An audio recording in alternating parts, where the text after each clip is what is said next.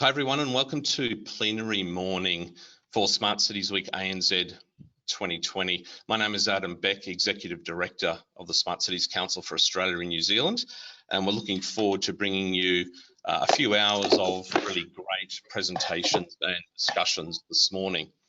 Like all plenary mornings at a conference, which was meant to be in person but unfortunately is online at the moment, we will make do with what we can. Our morning address is being given by Minister Dominello. We have him connected at the moment. We're just trying to bring him in via audio. So just bear with us. Minister, are you there? Can you hear me? I can, Adam.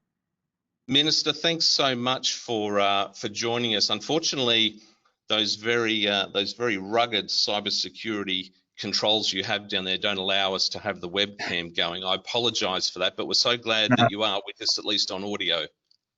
Yeah, no, that's fine. Are we going to be able to go to video, or no? That's it. All right, we're on audio. No, we're just going to go. Audio, Minister. If you don't mind, I'm just going to make a few introductory remarks and also invite Stephen Ball, our sponsor from Aviva, to say a few words. Stephen, can I hand it over to you to give an introduction to plenary morning and kick us off? Thank you. Of course, mate. Thanks, Adam. Thanks for that introduction, and thanks, Minister. Good morning, everyone. My name's Stephen Ball. I'm Head of Marketing for the Pacific for Aviva. The Wheels of Commerce give me the honour of obviously a few brief minutes to represent Aviva and have a quick chat to you this morning. While we mightn't be a brand you know particularly well in this space, we're proud to deliver solutions to the complex challenges of smart cities and have been solving these problems for some times, and those in industrial automation for over 30 years. As you're all here today, you're aware that challenges in demography and population growth and urbanisation present challenges to growing cities with ageing infrastructure. And certainly with increasing budgetary constraints, among other things, at this most unusual of times is something that we're all battling with. And changing the status quo and converting this existing infrastructure into smart infrastructure is the key to making cities more efficient, more manageable, more sustainable, which talks to my heart, and ultimately more livable.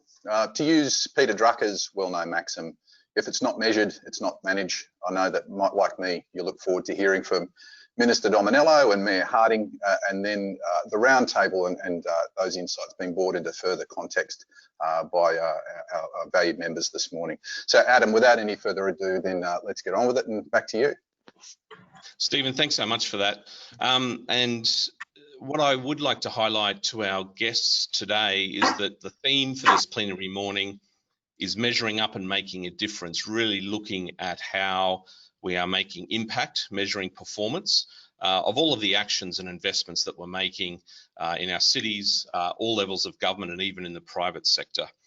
Minister Dominello, who is extremely busy at the moment, not only calendar-wise but also policy-wise, has a track record in politics and digital transformation close to no other. As Minister for Customer Service in the New South Wales Government, he's been leading strategic initiatives, massive investments on an Australian scale around cybersecurity, recently released a smart infrastructure policy, a smart places strategy. The list goes on. Minister, I went to your bio in LinkedIn and it really didn't have much there. However, your posts and your sort of impact and initiatives speak for themselves. I'd like to kindly invite you to share with us a presentation verbally this morning. We look forward to hearing from you. Thank you so much. Over to you.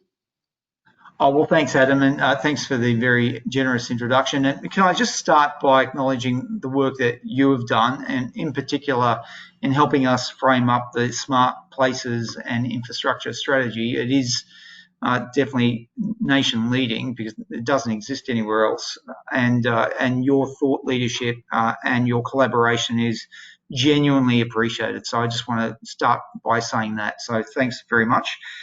And hopefully that will continue, and I'll get to that later on in this address.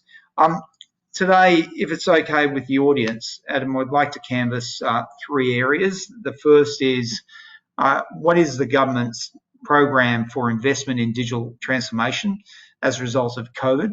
The second area I'd like to canvass is how the New South Wales Digital Twin will support ongoing investment in smart infrastructure and data insights for cities and the community and the private sector, and that's going to be a very rich topic of conversation. And then thirdly, what is the business case for digital and data, and how the New South Wales government is shaping its policy and funding for digital, and what do the coming years look like? And then, if it's okay again with your audience, Adam, open up for questions. So let's start with what is the program for investment in digital transformation as a result of COVID?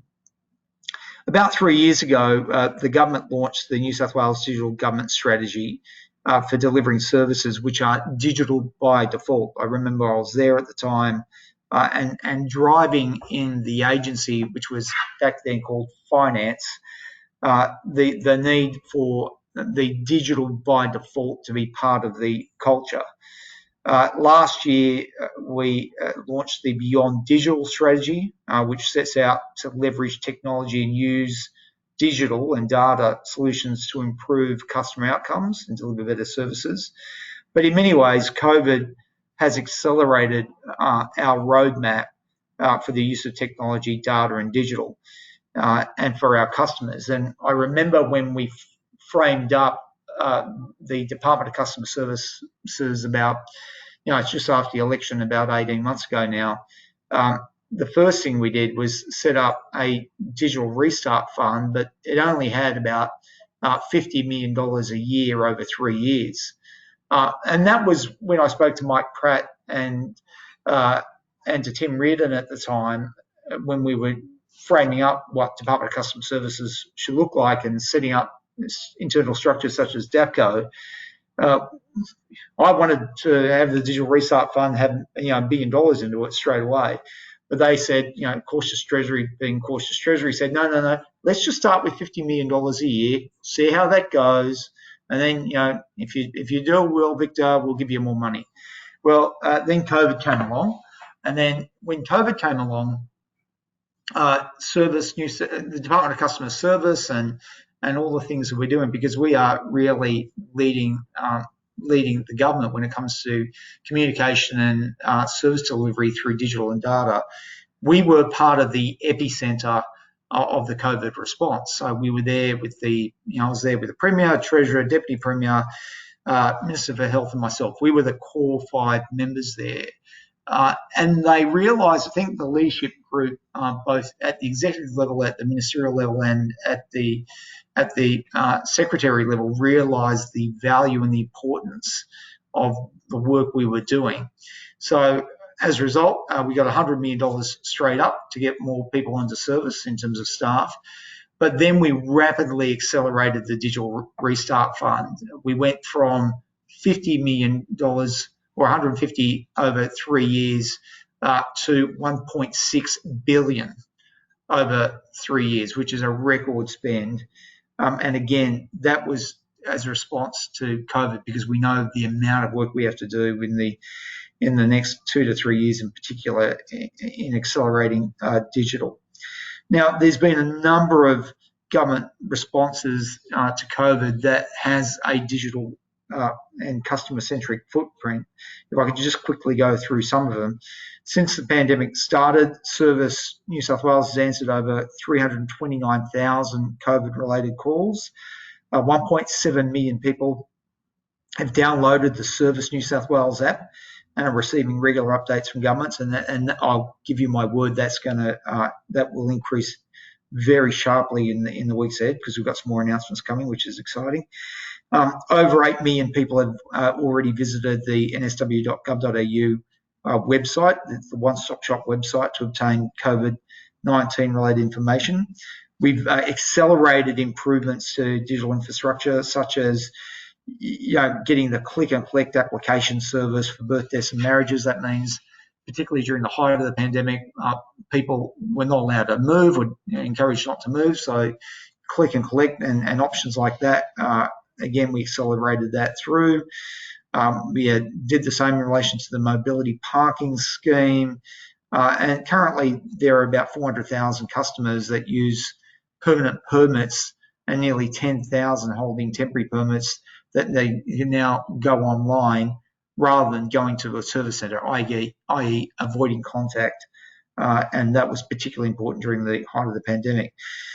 We were the first government to have a COVID heat map in the country that had hyper-localised responses, which means that on the 1st of May, we launched a statewide postcode level heat map showing where the cases of COVID was occurring, the testing data and the active cases. And the map helps people make informed decisions and encourages them to get tested if there are COVID-19 cases in the local area. And more than 400,000 people looked at the heat map just on the day it was launched alone. And again, we were the only state, and definitely the first state off the blocks, but the only state to date that has this level of open data that we're providing to the people, because we really do believe that the more information we can provide the people, the more we empower them to make informed decisions that will help us combat this virus. Another thing we did very quickly was set up COVID Safe for Business. So we launched the COVID Safe Business section of the New South Wales Government website that enabled businesses to download their COVID Safe plans, register online. There were 36 different industries, and we gave advice in relation to each of those. Customers can now provide real-time feedback on businesses, and Safe Work and Fair Trading and Liquor and Gaming inspectors have now conducted over 2,000 inspections, and they're educating businesses. But again, this was a digital response to an issue that we had in COVID. We launched just recently the COVID Safe Check-in Service app with Service New South Wales. We've already got over 30% of people in New South Wales that has a digital driver's license. That means they don't need their wallet anymore. And on that app now, you've got a check-in feature. That is, if you go into a venue such as a Bunnings that have come online just recently, and plenty of other venues now, then that information, that check-in information, goes straight to the New South Wales Government for contact tracing purposes, and that information is deleted in 28 days. And again, this has all been done through a design principle with the Privacy Commissioner. It means businesses don't have to muck around with silly paperwork. It means customers have a seamless experience, and it means that the contact tracers get information as soon as humanly possible. And more importantly, it means that we can start notifying customers in the event that they went to an area of infection or they live in a hotspot area. So, and that functionality will be handing out very soon. I might now move into the digital twin and how this will support ongoing investment in smart infrastructure and data insights for cities. So the New South Wales Spatial Digital Twin project launched in February this year. It feels like 10 years ago now, but it was this year. And a digital twin, as most of the people in this audience would understand, is essentially a digital model of a real-life object, process, or a system that illustrates three-dimensional data over time, i.e. 4D. So it displays infrastructure such as buildings, terrain, property boundaries, and utilities. So imagine those weather reports where you see the clouds scrolling over the day, but this time you see the cranes moving up in the air, throughout the course of the day, the weeks, the months, the years, as the project evolves. This now enables businesses such as Lend-Lease, for example, to work out not just where to put the crane, but when to put the crane to optimize efficient delivery. And as a result of that, Lend-Lease are telling us that they can now have an increased speed to market of about 100% improvement, and up to 20% delivery on efficiency. Because again, they can now not only work out where to put the crane, but when to put it. And that is tectonic in its transformation. Because I've been a member of government now for almost 10 years. When we try and squeeze efficiencies in an already stressed market of 1, 2, 3%, that's heroic. To try and get 20% is just like a moonshot. But we are going to be able to get these type of efficiencies through things such as the digital twin. And that is really demonstrates how far New South Wales is going, not just in terms of Australia, but the world stage, because to my knowledge, it is the most, according to Lend-Lease, the most sophisticated mapping in terms of a digital twin on the world stage, according to Lend-Lease. And again, we've just started that. The business case for digital, let me go on to the third topic of conversation. And what does that look like? I've already touched on the $1.6 billion for Digital Restart Fund. The Digital Restart Fund is aimed at funding initiatives that will fast track this goal, such as life journeys and life events, state digital assets, legacy modernisation and enabling capabilities. The current Digital Restart Fund projects include life journeys, such as when people lose a loved one, rather than having to notify 30 different government and non-government and utilities, such as telcos, such as banks, such as councils, such as state governments. You notify the Australian Death Notification Service once, and then they notify all the other utilities that you tick off.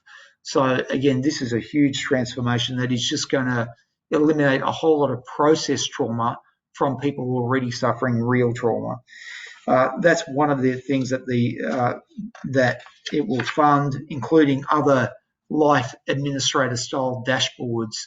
And I can go into that if people want to ask me questions about that, because that's really exciting. We got the nsw.gov.au project. Again, one of my big frustrations in government is we have a proliferation of websites. They tend to breed like rabbits, but there's no visibility as to whether anybody's seeing these websites or what's the value proposition of the websites, because we don't know what the customer sentiment is, i.e. they are liking the websites. So there's a whole lot of, to coin a phrase that's already been used a lot in COVID, there's a whole lot of zombie websites that exist out there that is costing us a fortune and is probably delivering little benefit, if at all. So we are consolidating more than 750 websites, bringing them into one place, expected to deliver savings in the order of $100 million in the next 3 to 5 years. And again, that $100 million will go into areas of higher need and demand, whether it's new schools, new hospitals, new digital infrastructure. Then there's the smart infrastructure policy and smart places strategy that I touched on in the intro. And again, this is really exciting work. I am really, really excited by these two policies. The smart places strategy was released along with the infrastructure policy, and it sets minimum requirements for smart technology to be embedded in all infrastructure projects over $10 million and ICT projects over $5 million. Now, when you consider that New South Wales government's infrastructure pipeline is over $103 billion, that means for every project above 10 million, you are required to embed smart tech. That's a whole lot of smart tech that's coming into that pipeline, which is really, really exciting for this state. And again, with the IT, the amount of funding, the 1.6 is just, part of the exciting initiative, but every year we're spending about $3 to $4 billion on IT plus the 1.6, and that's the BAU. The 1.6 is for exciting, innovative, change agent projects. So again, all of that stuff above 5 mil will require smart technology to be embedded, smart devices to be embedded, which is really exciting for our state. as we, as our aspiration to lead the Southern Hemisphere in this space in the next 3 years will definitely be realised. If I can give you an example of the Smart Places Acceleration Program, is the program will draw on our record investment into the Digital Restart Fund, i.e. we got some money allocated there. The end goal is to ensure that New South Wales remains the leading state in implementing smart places initiatives, and not just the leading state. Like with this record investment, we will get that anyway, but the aspiration is to lead. I think we're already leading the Southern Hemisphere, but to cement us as the leader of the Southern Hemisphere, and therefore one of the world leaders in smart cities and places by the next 2.5 years. And we're working through the details of the Smart Cities Fund as we speak, like governance structures, eligibility requirements, selection and assessment criteria, processes, and how we seek new ideas from industry and place owners. And whilst the details of are being refined, I can reveal that the fund will explore funding of innovation challenges, smart and connected technology deployment, capability development programs, connectivity infrastructure, and solutions to help create value from data and communicate insights. And a portion of the fund will target regional communities to ensure that the program is equitable in supporting digital uplift.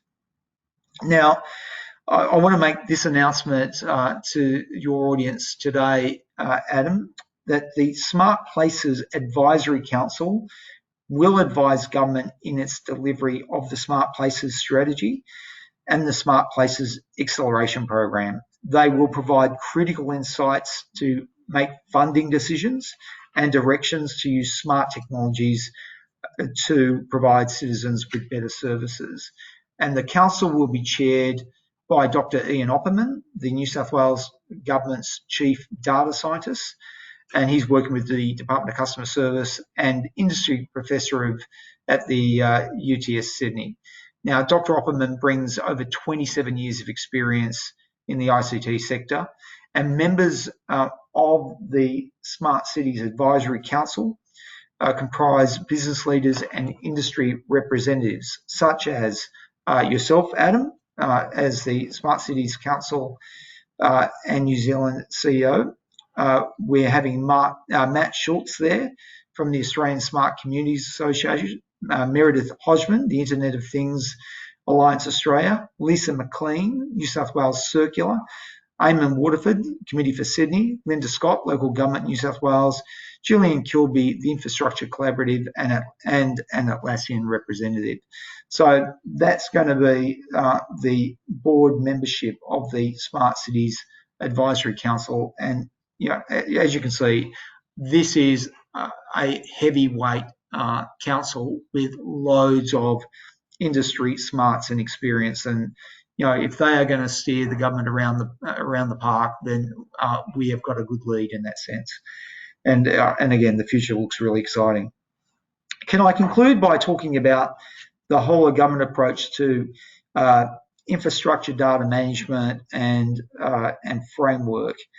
The policy that we've announced, both smart places and smart infrastructure, aligns to our existing suite of policies and standards in order to embrace the consistent planning and delivery of connected infrastructure and services across our great state. We recognise that in order to achieve the vision for smart places, that we need a coordinated whole of government approach, and that's why we have the New South Wales Internet of Things policy, we have the New South Wales Digital Twin, or the New South Wales Information Management Framework, and we'll continue to build on this vision. And the government's currently, managing infrastructure assets worth more than $300 billion. So we're a big player. We're essentially a gorilla in the market. And the more effective management of infrastructure through the use of data and information also leads to enhanced project quality and productivity. It reduces the amount of variations and delays, and it improves rescheduling and better communication and improved safety. And I can tell you now that, for example, through David Chandler, the building commissioner, there's not many people that are greater data zealots than me, but I think David Chandler definitely was, he's a brother from another mother. Like, he and I can be talking about this ad nauseum. In fact, we compete for airspace on it, which is a great thing for our state. But he gets it, and he understands that the transformation that we are doing in the construction industry will build on the work that we've already done on e-planning. So we're basically now doing e-construction, which will then lead into a whole lot of work we're doing with e-insurance and e-regulation, i.e. this segment of the market will be digitised to within a bejesus of its life. I'm telling you, it is really going to move very fast over the next 2 or 3 years, because so long the construction sector has languished in paper. The tradies are all on their smartphones, but the regulators and the rest of the sector are still moving paper, which is completely unacceptable when we have failures like we've seen in Opal Towers and Mascot. Thank God David Chandler gets his space. Thank God he's going to be driving the construction, and we will work with him on that. And that's where digital twin comes in. That's where the strata portal comes in, builds on the property and the conveyancing that we've already done. So you can, and then when you embed smart places and smart infrastructure, you can see that we are turbocharging this transformation in this smart cities vein, because over the next 3 years, there will be record investment of infrastructure in digital. And that means that these places will be better connected and they will be smarter. And that builds on top of the DAC, the Data Analytics Centre that we've already got, the Behavioural Insights Unit, the Spatial Services Unit, all three of which are leading the country and in many cases leading the world. So the future does look very optimistic for the people of our great state. We've got some massive challenges ahead because of COVID over the next 2 years, deep scarring to the economy that we can only fix through a rapid acceleration through digital. And I can give you my word, our government is committed more than ever before to make sure we see this through. So I might stop there, Adam, and throw over to questions. Minister, thank you so much for that address. I've got a ton of questions here. We're also going to take some from the audience. I'd like to start by, firstly, on behalf of all of our guests listening, watching, nothing short of a massive congratulations for the amount of reform and policy and programs you've been able to stand up in quite a short period of time. It is not uncommon that when I hang out with the sort of the smart cities mafia, that as we sort of reflect and review on what New South Wales government is doing through your leadership, for those in other states, of course, there is a common comment that we wish we all had a Dominello. So congratulations, firstly. I'd like to jump straight to digital twin, if I may. In launching earlier this year down in Sydney, you made a statement that was along the lines of, it's a digital twin, yes, but it's actually a platform for sort of economic reform. You're clearly someone who really understands the opportunity that comes with a digital twin. Whilst yes, it is a sort of a digital replica of a physical thing, I mean it's sort of in some ways an extremely powerful data and analytics and decision making tool. Can you share what the next sort of 12 to 24 months look like with respect to the digital twin and firing that up and its alignment with some of these other programs? Yeah, great question, Adam. Because we've just really started in many ways the digital twin, and again, it is a platform that enables us to drive a whole lot of greater efficiencies right across the construction sector, but it's not just there. For example, in my previous role, I was the Minister for Fair Trading, and I had responsibility for insurance, and I still do now. So I'm the regulator of various insurance products. So my regulator is CIRA, a State Insurance Regulatory Authority, and we regulate iCare. And iCare, has a number of insurance products, whether it's workers' comp or home warranty insurance. So when you look at insurance, ultimately it is basically a measurement of risk. We've got a whole lot of work to do to bring down the premiums on home warranty insurance, which are just oppressive, quite frankly. And again, with money tight, with people really going to struggle over the next few years, particularly if they've lost their job, etc., more than ever before, we really need to get efficiencies, drive efficiencies in the system. So insurance is one of them. Digital twin will help us identify and therefore reduce risk. Once we reduce risk, we can set premiums and reduce premiums. So that's just one example, but digital twin goes far, far broader than that. Like when we're talking about transport efficiencies, digital twins helps us see the better vision for that.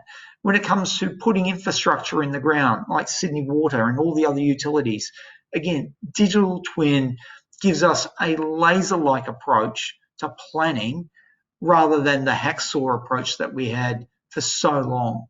So this is just so important. I was in London about a year and a half ago now, it feels like, and I was telling them about what we were working up in terms of digital twin and e-planning and e-construction, and their minds just boggled. You could see them saying, "Are you serious? You're going to deliver on this stuff?" I said, "Absolutely. It's already in the pipeline. It's about to come out of the oven."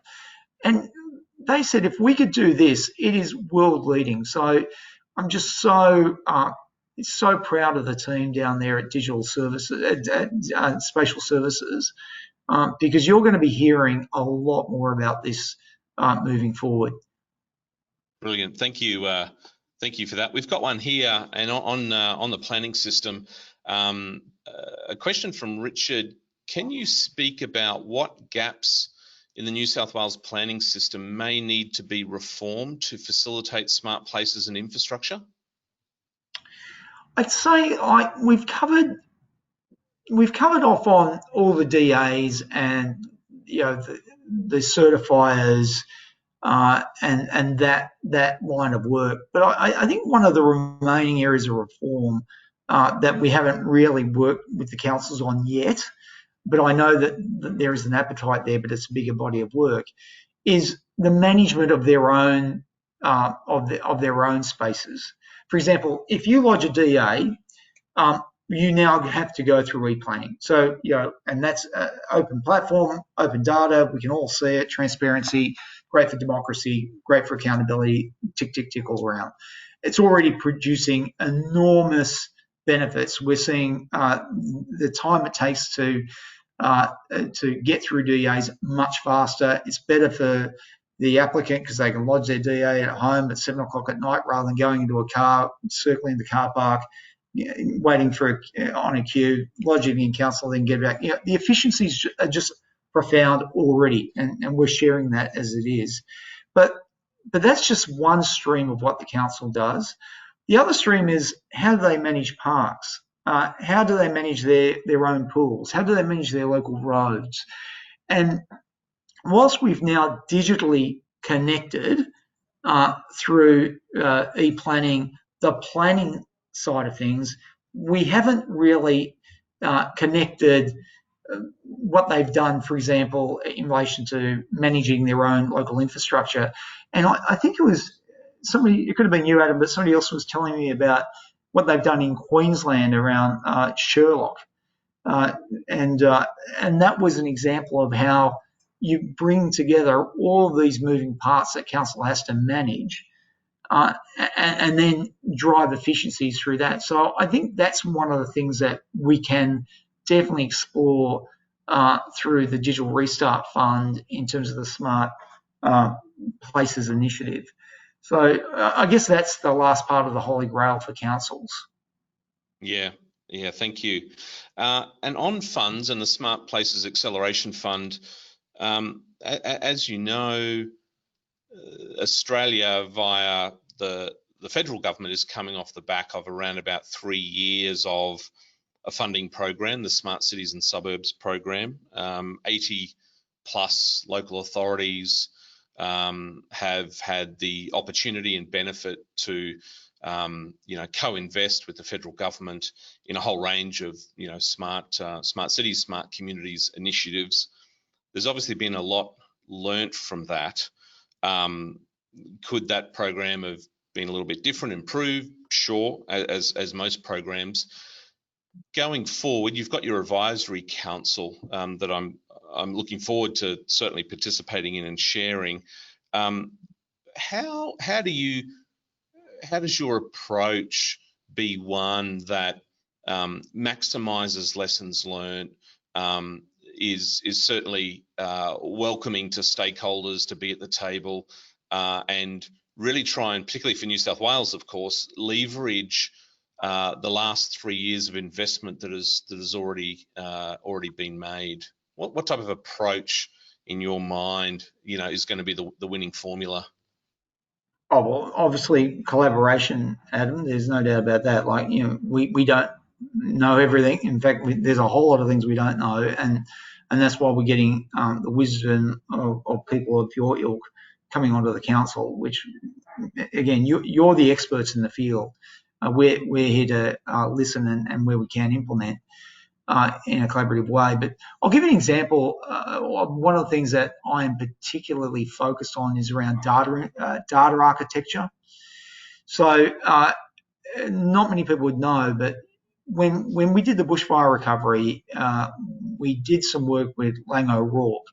And one of the most impressive things around this collaboration with Laing O'Rourke was that the data architecture was like light years ahead of what it used to be. In the past, we'd give a company a lot of money, go and clean up a bushfire or a flood zone, or whatever it is, and then report back to us at the end of the project with whatever the KPIs were. We got the data architecture in this so that we were getting real-time feeds on KPIs. And that data architecture was so powerful because it enabled us to make agile adjustments to delivery of services in situ, rather than waiting for 6 months or 12 months or 2 years for an Auditor General report to say you stuffed it up. We could see the problems as they were evolving, and then in an agile and fast way change to meet the demands of the people that we're elected to serve. So in relation to the initiatives that we'll be rolling out through the fund, we'll have experts like you and others there guiding us around the park, but I will be particularly looking at the data architecture and how that's opened up so that we use it for other pieces of smart strategy. Because we might be thinking we should not be so narrow-minded to think we'll put a sensor on a road only to measure cars. That sensor could measure or have a powerful impact on a whole lot of other things that we're trying to, pardon the pun, drive. So that data architecture is critical to the things that we'll be rolling out in the Digital Restart Fund. Well, we're looking forward to that, Minister. Our time has come upon us. I wanted to thank you for joining us. I'd like to quickly invite Stephen Ball from Aviva to give a vote of thanks. Stephen, over to you. Thank you. Yeah, absolutely. Thanks, Adam, and thanks, Minister Dominello. I'd just like to obviously echo Adam's first comments around the congratulations for the incredible reform that you've driven through Service New South Wales. I could have a very long conversation with you, Minister. That'd be delightful. I know that that's not possible today. But really, what an exciting time also too for New South Wales residents. So you're managing a 3,200% increase in funding for the digitisation of a state. It really is incredible. One thing I'll be fascinated to see over time is the return of value back to the state and to those residents as well. I'm sure that all these investments that you're making have an incredible long-term value. And I'm really, really buoyed by your comments around digital enabling or data enabling your decisions and real-time delivery of value to residents of the state. Yeah, fantastic, thank you. And Adam, I'm sure, I know I look forward to the rest of the time here this morning and hearing from Mayor Harding. That'd be great, thank you. And thanks again. Thanks so much, Stephen. Minister, we know you've got a full plate, plenty to do on behalf of all of our guests and also the Smart Cities Council. Thank you so much for joining us this morning.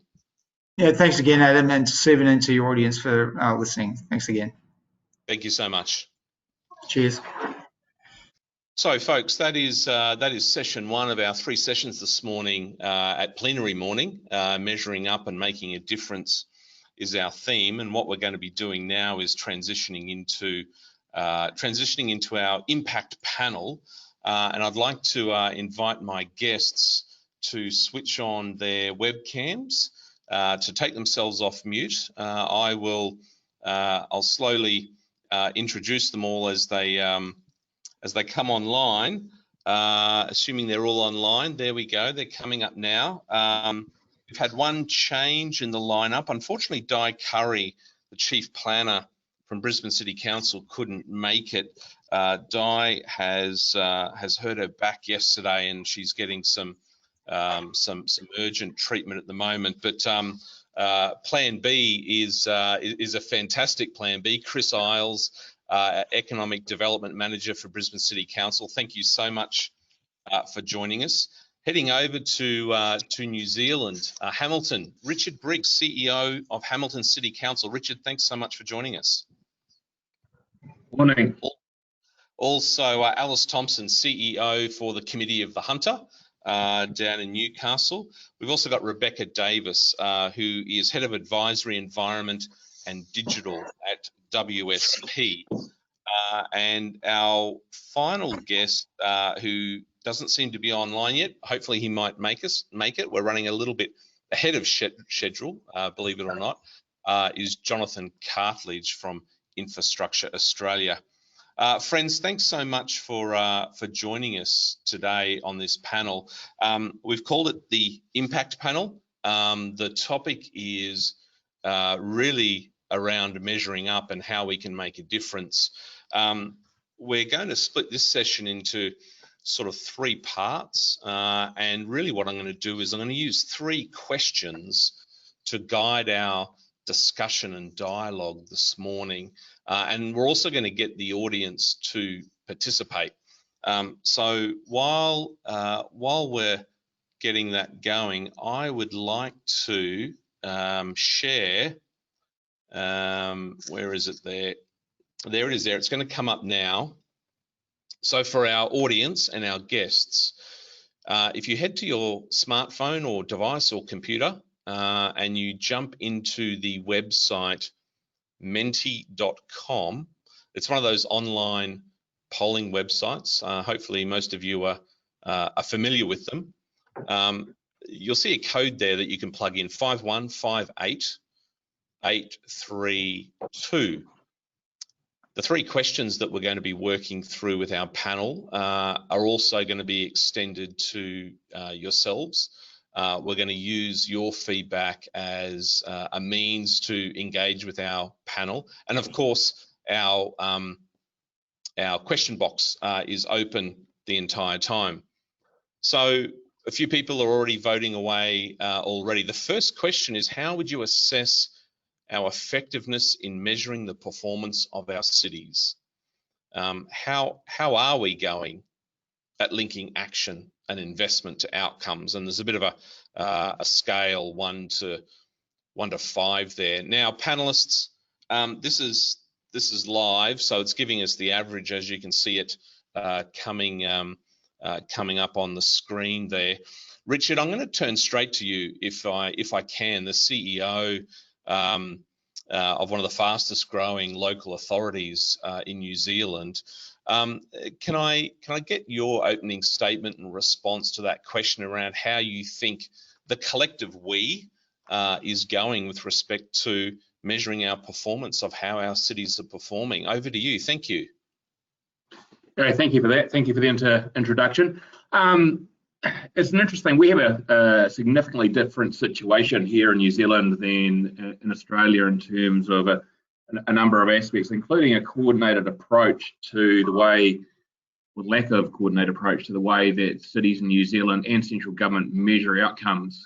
And one of the biggest challenges we're confronted with, and it was probably highlighted during COVID-19, was there's very little data available to measure the impact of our various stimulus packages in terms of addressing some of the COVID downturn on the impact on their community. So there's no standardised way of doing it. And so what a lot of local authorities are doing is pretty much building an ad hoc approach in terms of how they tackle this.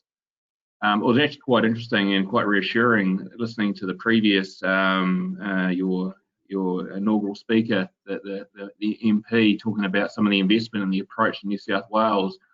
And it was kind of exciting. I was sort of hoping that sort of level of support was here from a central government perspective here in New Zealand. What is happening though is there is a collective will of the willing who are investing a significant amount of effort into looking at more innovative ways of measuring impact. And there are a number of organisations around New Zealand that are investing in various social impact measurement tools and so forth. So looking at how our decision making and how our decision collectively across a number of agencies are actually making an impact on the community. So I see that the survey has dropped in at about 2.3. I'd say New Zealand's probably a little bit less than 2.3 in terms of how we feel about that measuring of impact at this point in time. Chris Isles, as the other local government representative on our panel, how does that make you feel when you see that view? Are we being too harsh on ourselves? No doubt this is top of mind for yourself and Brisbane City Council with your new City Analytics office. What views would you like to share on this question? Look, I mean, maybe I'll kind of go backwards to elaborate on that. So Council has established a dedicated program, City Analytics program, to measure, you know, the performance of the city, but also to provide insights and information about the city for the city. So it gives an indication of the importance that our organisation, Brisbane City Council, is placing on that. Having said that, you know, it's obviously a brand new program for us. So I'd say we've recognised the need to do more. And we've certainly been very active in COVID and happy to kind of elaborate on some of that today. But I mean, it doesn't surprise me. I think certainly my dealings with local government, you know, both before joining and now on the inside, is that, you know, there's an enormous amount of pressure to do an awful lot with, you know, very little money, broadly speaking. So, and our programming is very complicated and tight. So more often than not, that you're just focused on delivering, getting stuff done, and we often don't have the time or arguably the motivation to actually go back and reflect on the impact we are just so busy doing the do. But certainly we've recognised the need to measure impact, if only because we can quantify what we know are the great things that we do for our communities out there. Yeah, okay. We'll no doubt circle back to the work you're doing in a couple of more questions' time. Alice Thompson, from the Hunter, you've taken up a plum job in a fantastic region that's enjoying a lot of opportunity at the moment, even in these very challenging times. We all generally know that region, and in particular Newcastle. It's at times been the school of hard knocks, transitioning from a real industrial-based economy There's certainly no shortage, Alice, of incredible sort of strategy and strategic planning for the hunter. How does this, and also as sort of a bit of a cities enthusiast, of course, going back into your sort of previous roles within federal government and private sector, how does this question sort of fit with you, and what would you sort of respond in terms of how you think we're measuring up and making a difference and having an impact? Oh, you're on mute, Alice. Sorry about that. Oh, we can't hear you coming through. Are you Might be your able to hear? headphone. Yes, yes, Yeah. all good. Thank you. Yeah, Ken. Oh, sorry, I really have a bad setup here.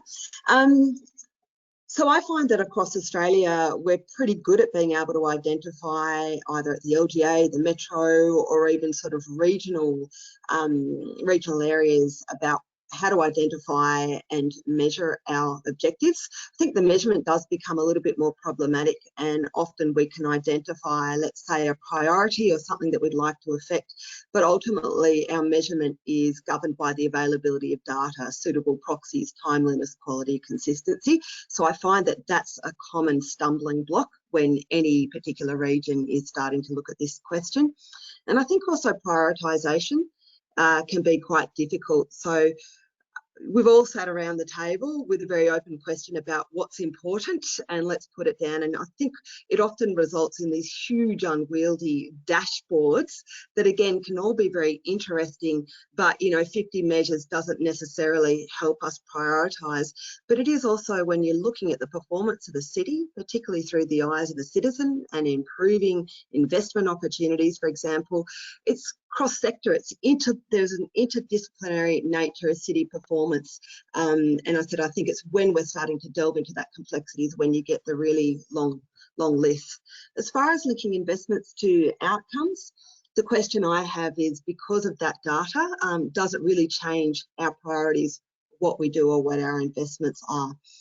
I think coming back to that city performance question, that it's cross-sector, it's cross-portfolio, it's cross different levels of government, dealing with that level of complexity and getting that integration is certainly the right approach, but it is hard, it's cogs, and it certainly slows down decision making. And I think that is the opportunity really around digital data analytics, is how do you reduce that friction, how do you speed up that decision making, and fundamentally it's about the rapid optioneering.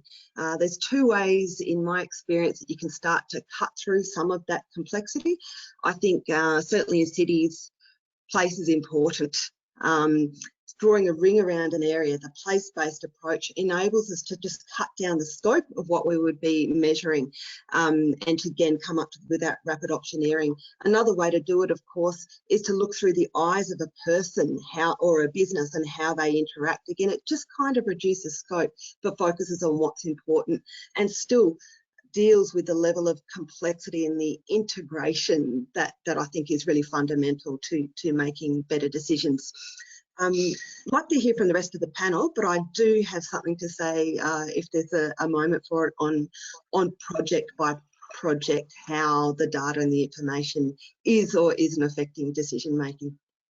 Yeah, absolutely. We'll circle back, Alice. Let's go to Rebecca. Rebecca, you're in a role now at WSP. You've been there, virtually a couple of hours almost, but not so much. But so you're taking on this role of head of advisory. We've got you looking. Well, they've got you looking at digital, at environment. I imagine there's no shortage of sort of infrastructure in there. Can I start by getting some comments from you around your role and the thinking behind sort of that structure, that title, the purview that you're going to have? Our consultants and our supply side advisors, are often the ones that get in extremely early in a policy plan or project, and have a huge impact in sort of shaping them. Talk to us about your role with respect to this sort of this idea of outcomes and performance and data, and then I'd like your views on the question and our audience response there. Thanks, Adam. And yeah, no, you're absolutely right. The role that I have been in for just on 3 months now is designed to bring so many of the topics we're talking about today together within WSP for our clients. And it is an interesting combination of my personal professional past, where I spent a lot of time in data and analytics, most recently with Quantium, and also a large chunk of my time in professional services in management consulting, so the advisory side. But the reason that I chose to move to WSP and the built environment, if you like, sector more broadly, was an interest or realization at the scale and urgency of the climate issue. And so that's why I've pivoted my career away from FMCG and, you know, lots of analytics problems relating to grocery optimization and retail banking and various other things to this sector. So I come, you know, with a slightly different lens perhaps than some of the other panelists and our audience. But yeah, I think that the opportunity for WSP and for our clients is to bring much more of the data and analytics and digital capability to all of the traditional projects that our business is involved in across transport and infrastructure, placemaking, and yeah, all of the other sectors, so energy and water and so on. So we have obviously the core of the business is design and engineering, professional services, but the advisory team is much more focused on planning and mobility and asset management and environmental planning and so on. So all of the things that happen, as you say, at the front end of these big projects. So the opportunity is for us to use all of the technical capability to bring that to bear to the advice that we give to clients as to what's actually going to work on the ground, and make sure that we are you know, building from the beginning some of the things that Alice referred to, making sure that we've got that those sensors and data acquisition technologies baked into projects right from the beginning, so that we can have much more access to data for monitoring and evaluation of programs as or infrastructure performance as the implementation happens. So we're just at the beginning of this journey of bringing these things together, but the other part of our capability is the Elton Consulting business, which obviously has a really big community engagement and stakeholder engagement and comms capability, which I think is another dimension of what's possible in this space, so that you have you know, genuine community involvement in the dialogue as to what are the metrics saying and what should we do with the results. Yeah, okay. I want to take the issue of project development, and Alice, this comes back to sort of a topic that you were hinting that you wanted to discuss more about.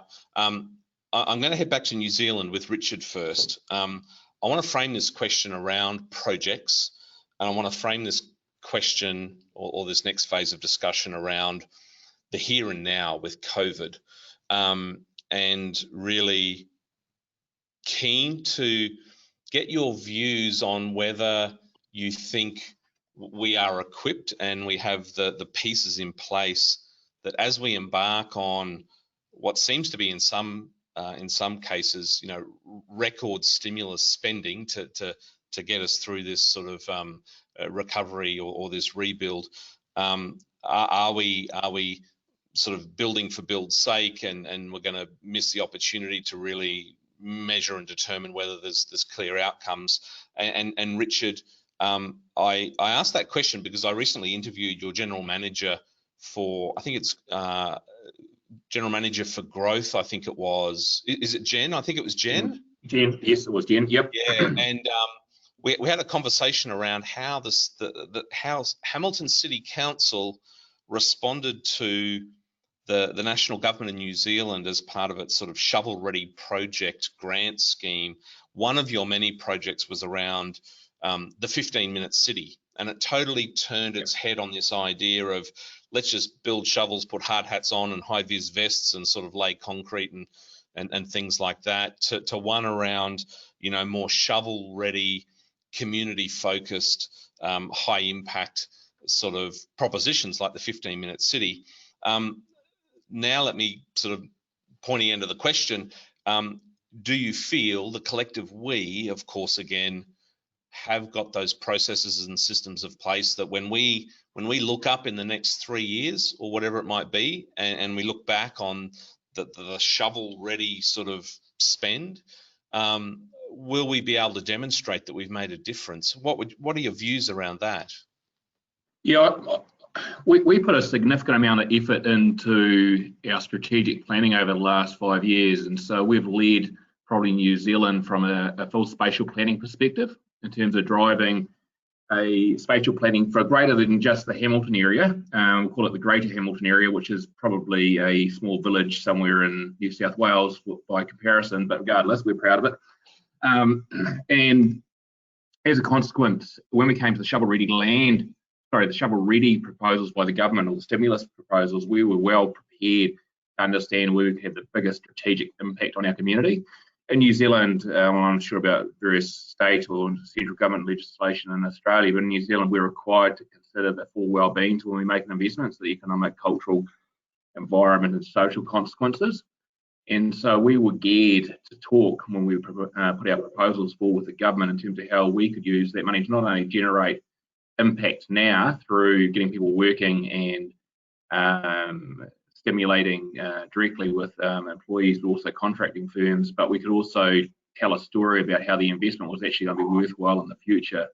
So we planned for a wellbeing outcome, we planned to make an impact, and we talked about a number of aspects in that. And you know, some of the stuff's pretty simple: number of jobs, employment, number of communities, affordability of housing, and so forth. So a big part of the initiative you talked about, which was 20-minute city, which didn't receive funding, by the way, or as of yet, but still, was to try and take a holistic approach to the well-being of the community in a way that meant that despite the fact we're a fast-growing city, we could actually build some better soulful outcomes for the community on top of all of that. And the investment was very much around that. So intent going in, if we were successful, I think we definitely could have measured that. Whether or not it was direct measurement, more anecdotal measurement, you know, house prices, employment, and so forth. A big part to it, however, was investing in a degree of technology in terms of different modal outcomes from transport, different types of housing, different type of density, different type of investment in the environment, and so forth as well. So the hard stuff we could measure, the more social stuff was probably a little bit harder. Yeah, okay. Alice, I'm going to go to you. This was certainly an area that you wanted to sort of share some thoughts on. Let's talk about projects. Over to you.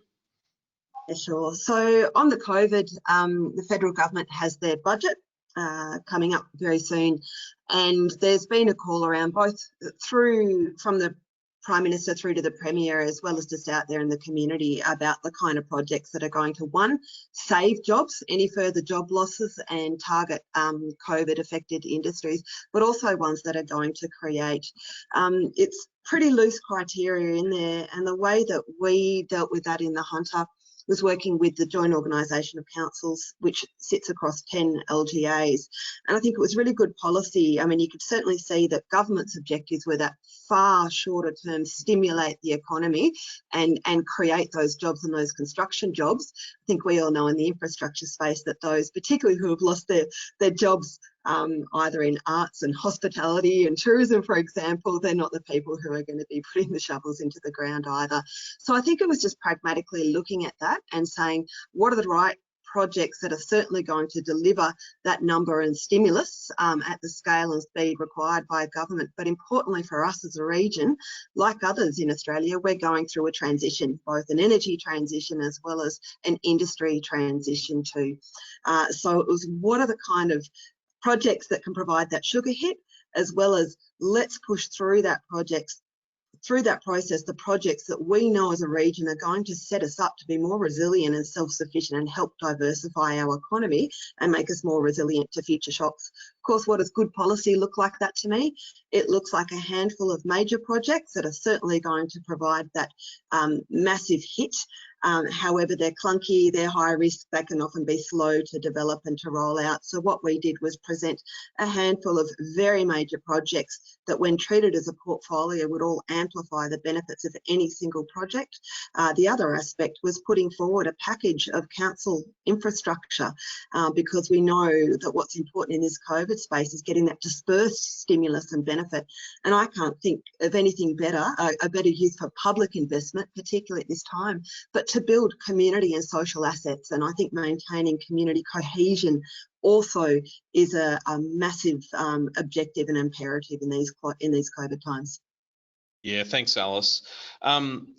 Rebecca, I'm going to go to you, and Chris, I'm holding you over to the next question to kick us off. So just bear with us, Rebecca. You know, some of the points there that Alice has raised around COVID, stimulus, infrastructure projects, acceleration. You know, you're at the sort of the early sort of phase of a lot of these projects. What can you share in terms of what you're seeing, what you're feeling? Are you confident that that the infrastructure rebuild, shovel-ready spend is going to be on the money, or what sort of views have you got early on?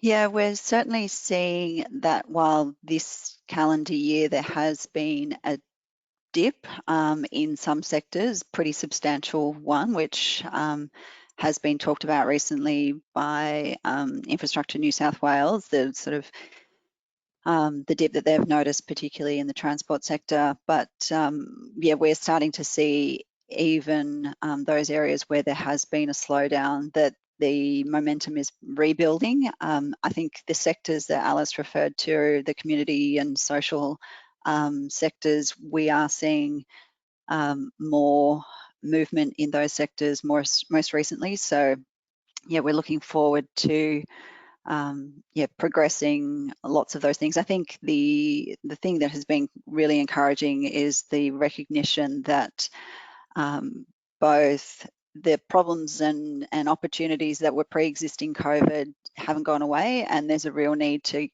an opportunity really to get moving on some of those things. But then there's, as Alice referred to, the sectors that need that really targeted support to make sure that we're supporting jobs and so on, that there's particular effort focused in those areas. So yeah, I think we're certainly optimistic and seeing that there is good progress through enough sectors of government in particular that the market is increasingly looking healthy. Okay, excellent. So we're now going to move on to our next question. And for those that may be just joining us, we're doing some interaction with our audience. 3 key questions that we're working through on the impact panel here. Let's go to the next question. And Chris Isles, this is sort of being teed up for you as the first response, but let's just see how our audience views our level of sort of performance on this question. Where are we at with communicating the outcomes? So this is clearly around communicating. Communicating is, part of transparency and building trust. And we'll certainly hear more about that later in our closing address from Mayor Harding from Ipswich. But where are we at with communicating our outcomes? And I suppose I really pitch this one as sort of government communicating outcomes to, the taxpayer, to businesses and residents and citizens.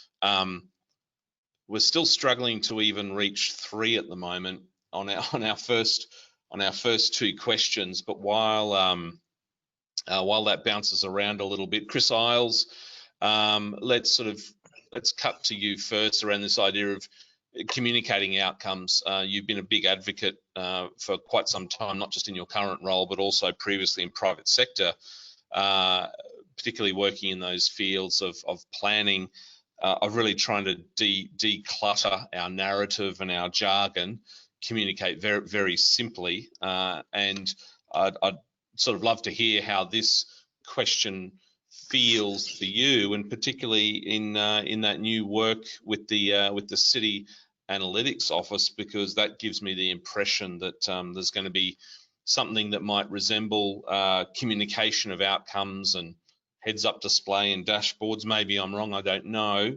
Let's start with you. What's your response to this one?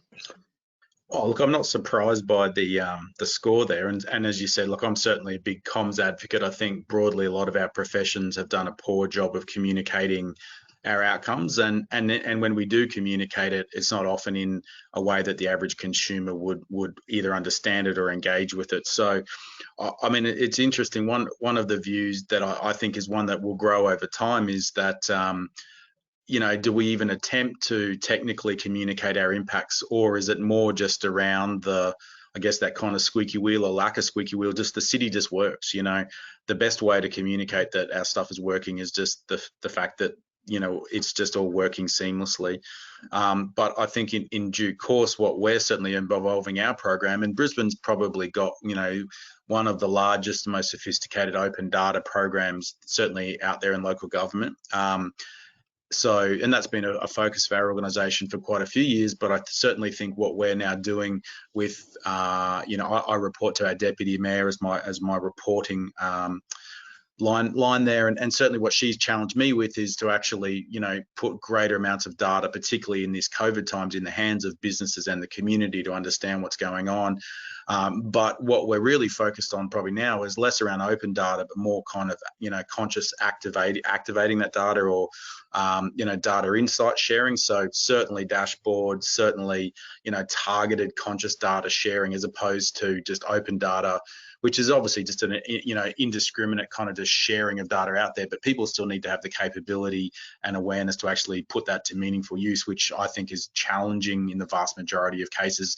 And in reality, a lot of the data that organisations have typically been prepared to share is arguably, you know, dated or old, and perhaps not the most valuable data. So, you know, what we're focused on is putting data that's timely out there into the hands of, maybe not the data, but certainly the insights of that data. So, example for us is that we're consciously working and collecting spending data, you know, the likes that Rebecca would be very familiar with, and putting that in the hands of our businesses across the city. We're tracking that. We've been doing that all through COVID, but not just sort of how it's being used, but then actually telling the story of what it's different. You know, a simple example is that we know our Brisbane CBD, there's 100 million less per month being spent in our CBD and 100 million more being spent in our suburbs. We're essentially back on parity with total spend, but how it's being spent is really different. So the suburbs are doing the heavy lifting, and we're telling that story to both halves of the equation. Now, obviously our CBD is critically important for our long-term economic sustainability, but arguably I think it's never going to be the same. We're never going to get back, I don't think, to 5 day a week in the office. So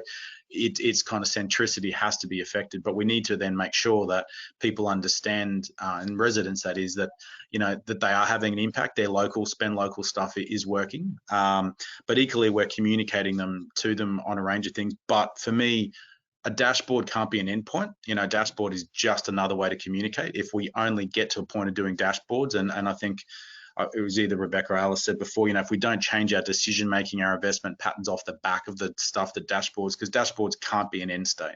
It's a comms tool for sure, and that's obviously what we're talking about in this question. But we need to move to data-driven decision making, not data-driven communicating. Thanks, Chris. And a reminder for our audience to jump into menti.com and share your thoughts around these questions as well. You can see the code there. We'd love to get some more audience feedback to see whether it stays the same, it goes up, or it goes down. I'd like to now cut to Lucinda. Lucinda, are you there? Have we got you? Yeah, I am here. Of course, during a smart cities thing, I'm having a bit of trouble with the app, but if you can hear my audio, that's good. We can hear you loud and clear, Lucinda. Thanks for sort of joining us. And for our audience, Lucinda Hartley, who's sort of in partial lockdown in Melbourne at the moment, is co-founder of Neighbourlytics. Lucinda, perfect timing for this question. Communicating our outcomes. You're no stranger to taking data, converting it into analytics and actionable insight, and then communicating that. Can I just start by getting your feelings and thoughts and reactions to what you're seeing on the screen there in terms of how we think we're performing when it comes to communicating the outcomes of our investments and actions? Well, I think our self-assessment there would show that there's room for improvement. But my experience with working with communicating data, and I guess coming into data after working in a relatively low data environment in urban design for the last sort of 15 years, I think that even though we have a lot of data available to us, our ability to use it and implement it, and I suppose the connection between communication and data literacy is also incredibly important. And in our experience with Neighbourlytics, yes, there's sort of a step of turning very messy data attributes into tangible, meaningful insights that can help city makers report on well-being and other economic outcomes. And I think as city makers, we do a really good job, and it's extraordinary just the past few years of how much data has become part of our conversation. But in terms of how we report and understand those outcomes, I think there is a gap, but it's not only just in the communication. I think there's a literacy piece in not just reading charts and things, but I guess the process of being familiar with using data for all of our decisions. And I think that's a step that's really important to address, particularly in the wider communication, or what Chris was talking about when you're working with business owners or communities, and you're really kind of at the coalface of using evidence for decision making. Yeah, okay. Richard, over to you. This topic here around communicating our outcomes. Firstly, sort of what's the reaction there to the polling, but then what can you share with us about Hamilton's sort of inner workings there around how you sort of communicate not only internally but also externally to your community? Yes, cool. I think it's always an interesting part. The 1.7 probably reflects that a lot of things that are provided in the local government scene are those magic services where they just show up and people don't necessarily question how they got there. As long as they get there, they turn the tap on and there's water and they can drive to work in the morning. A bigger part, I suppose, is the softer services we provide and what that looks like as well. So there's always that challenge.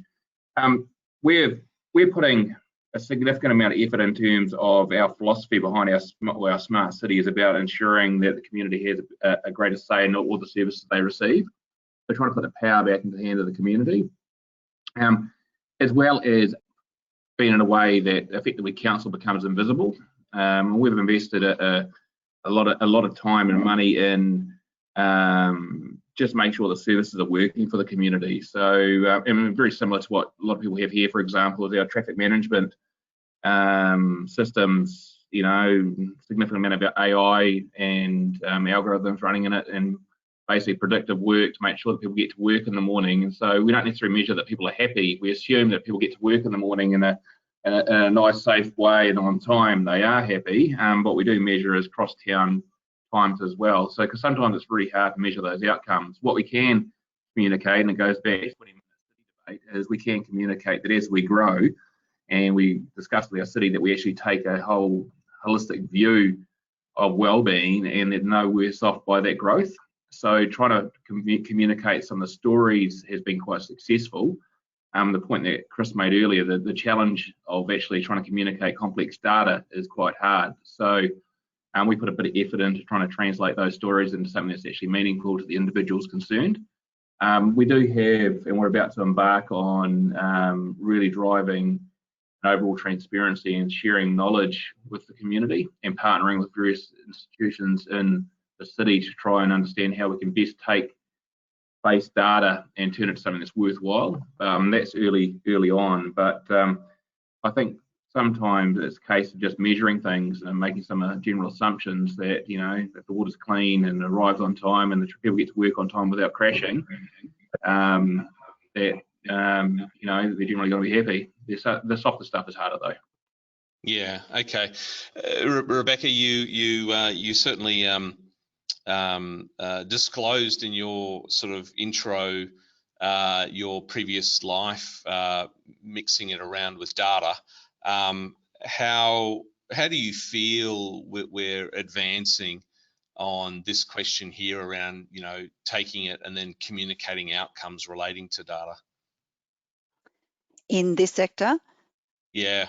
Yeah, I think there's enormous opportunity, would be the short answer. I think the appetite for this type of insight is enormous, and especially if we can crack the point that Alice made around clarifying priorities and saying, you know, getting clear on what matters. And it might be that it has to be a couple of things, but just getting it into a really plain English way that makes sense to people. If the priority is economic resilience or something that speaks to building up of new industry in a particular area, then how are we going at progressing that objective and keeping the community up to date, and what are some of the ingredients that are going to be important to accelerating that further? I think that, yeah, we could do a lot better on that topic as far as I've seen so far, admittedly very early days. And then I think the other point that Chris made around decision making, I think you were referring to something that we'd said before, but getting clear on what's the so what of the insight. So it's all well and good to you know, create a beautifully elegant summary metric that has incredibly fresh data, so you know where you're up to at any point in time. But unless you're also clear on what you're going to do with it and who's doing what with it, it is a little bit less potent, I guess. So those are some of the things that I observe. The other thing I wonder is whether there could be more done to speed this up by, and I'm sure there's some versions of this, but getting a model that works well in one city, place, council or group of councils, and rather than every council seemingly having to build its own thing, it feels like it's a bit slow. Whereas if there was something that could bring the power of the many and pull the investment into something that was going to be a much faster version of it, I wonder if that would be possible. I imagine it's been tried before. That's such a good point, Rebecca, and Alice. I want to go straight to you because I mean, no better example. Sort of, you know, you look after, you know, multiple, not look after, but represent, you know, the interests and advocate a vision for a region. You know, so you've got in some sense, you know, cross jurisdictional opportunities, demand aggregation, standardization, commonality, whole range of things that we could go through. How is that going to help or hinder you down in the Hunter when it comes to, you know, measuring and then communicating performance and impact? So I described that the Hunter was going through economic diversification, and as a place that produces anywhere between 40 to 60% of the state's electricity as well, you can see that really the carbon transition is happening right there in the Hunter.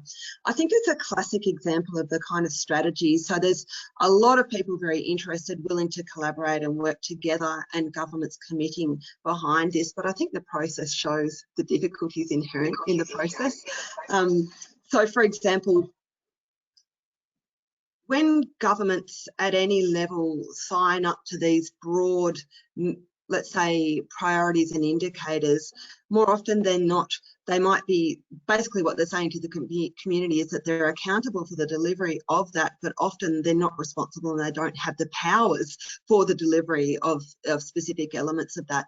And that makes governments less brave, because you really put your head out, stick your neck up, and you say, here's what we believe and what's important, and now be it on your head, because we're measuring it to get that done. And that ultimately requires influencing the actions, the agendas, the investments of other levels of government.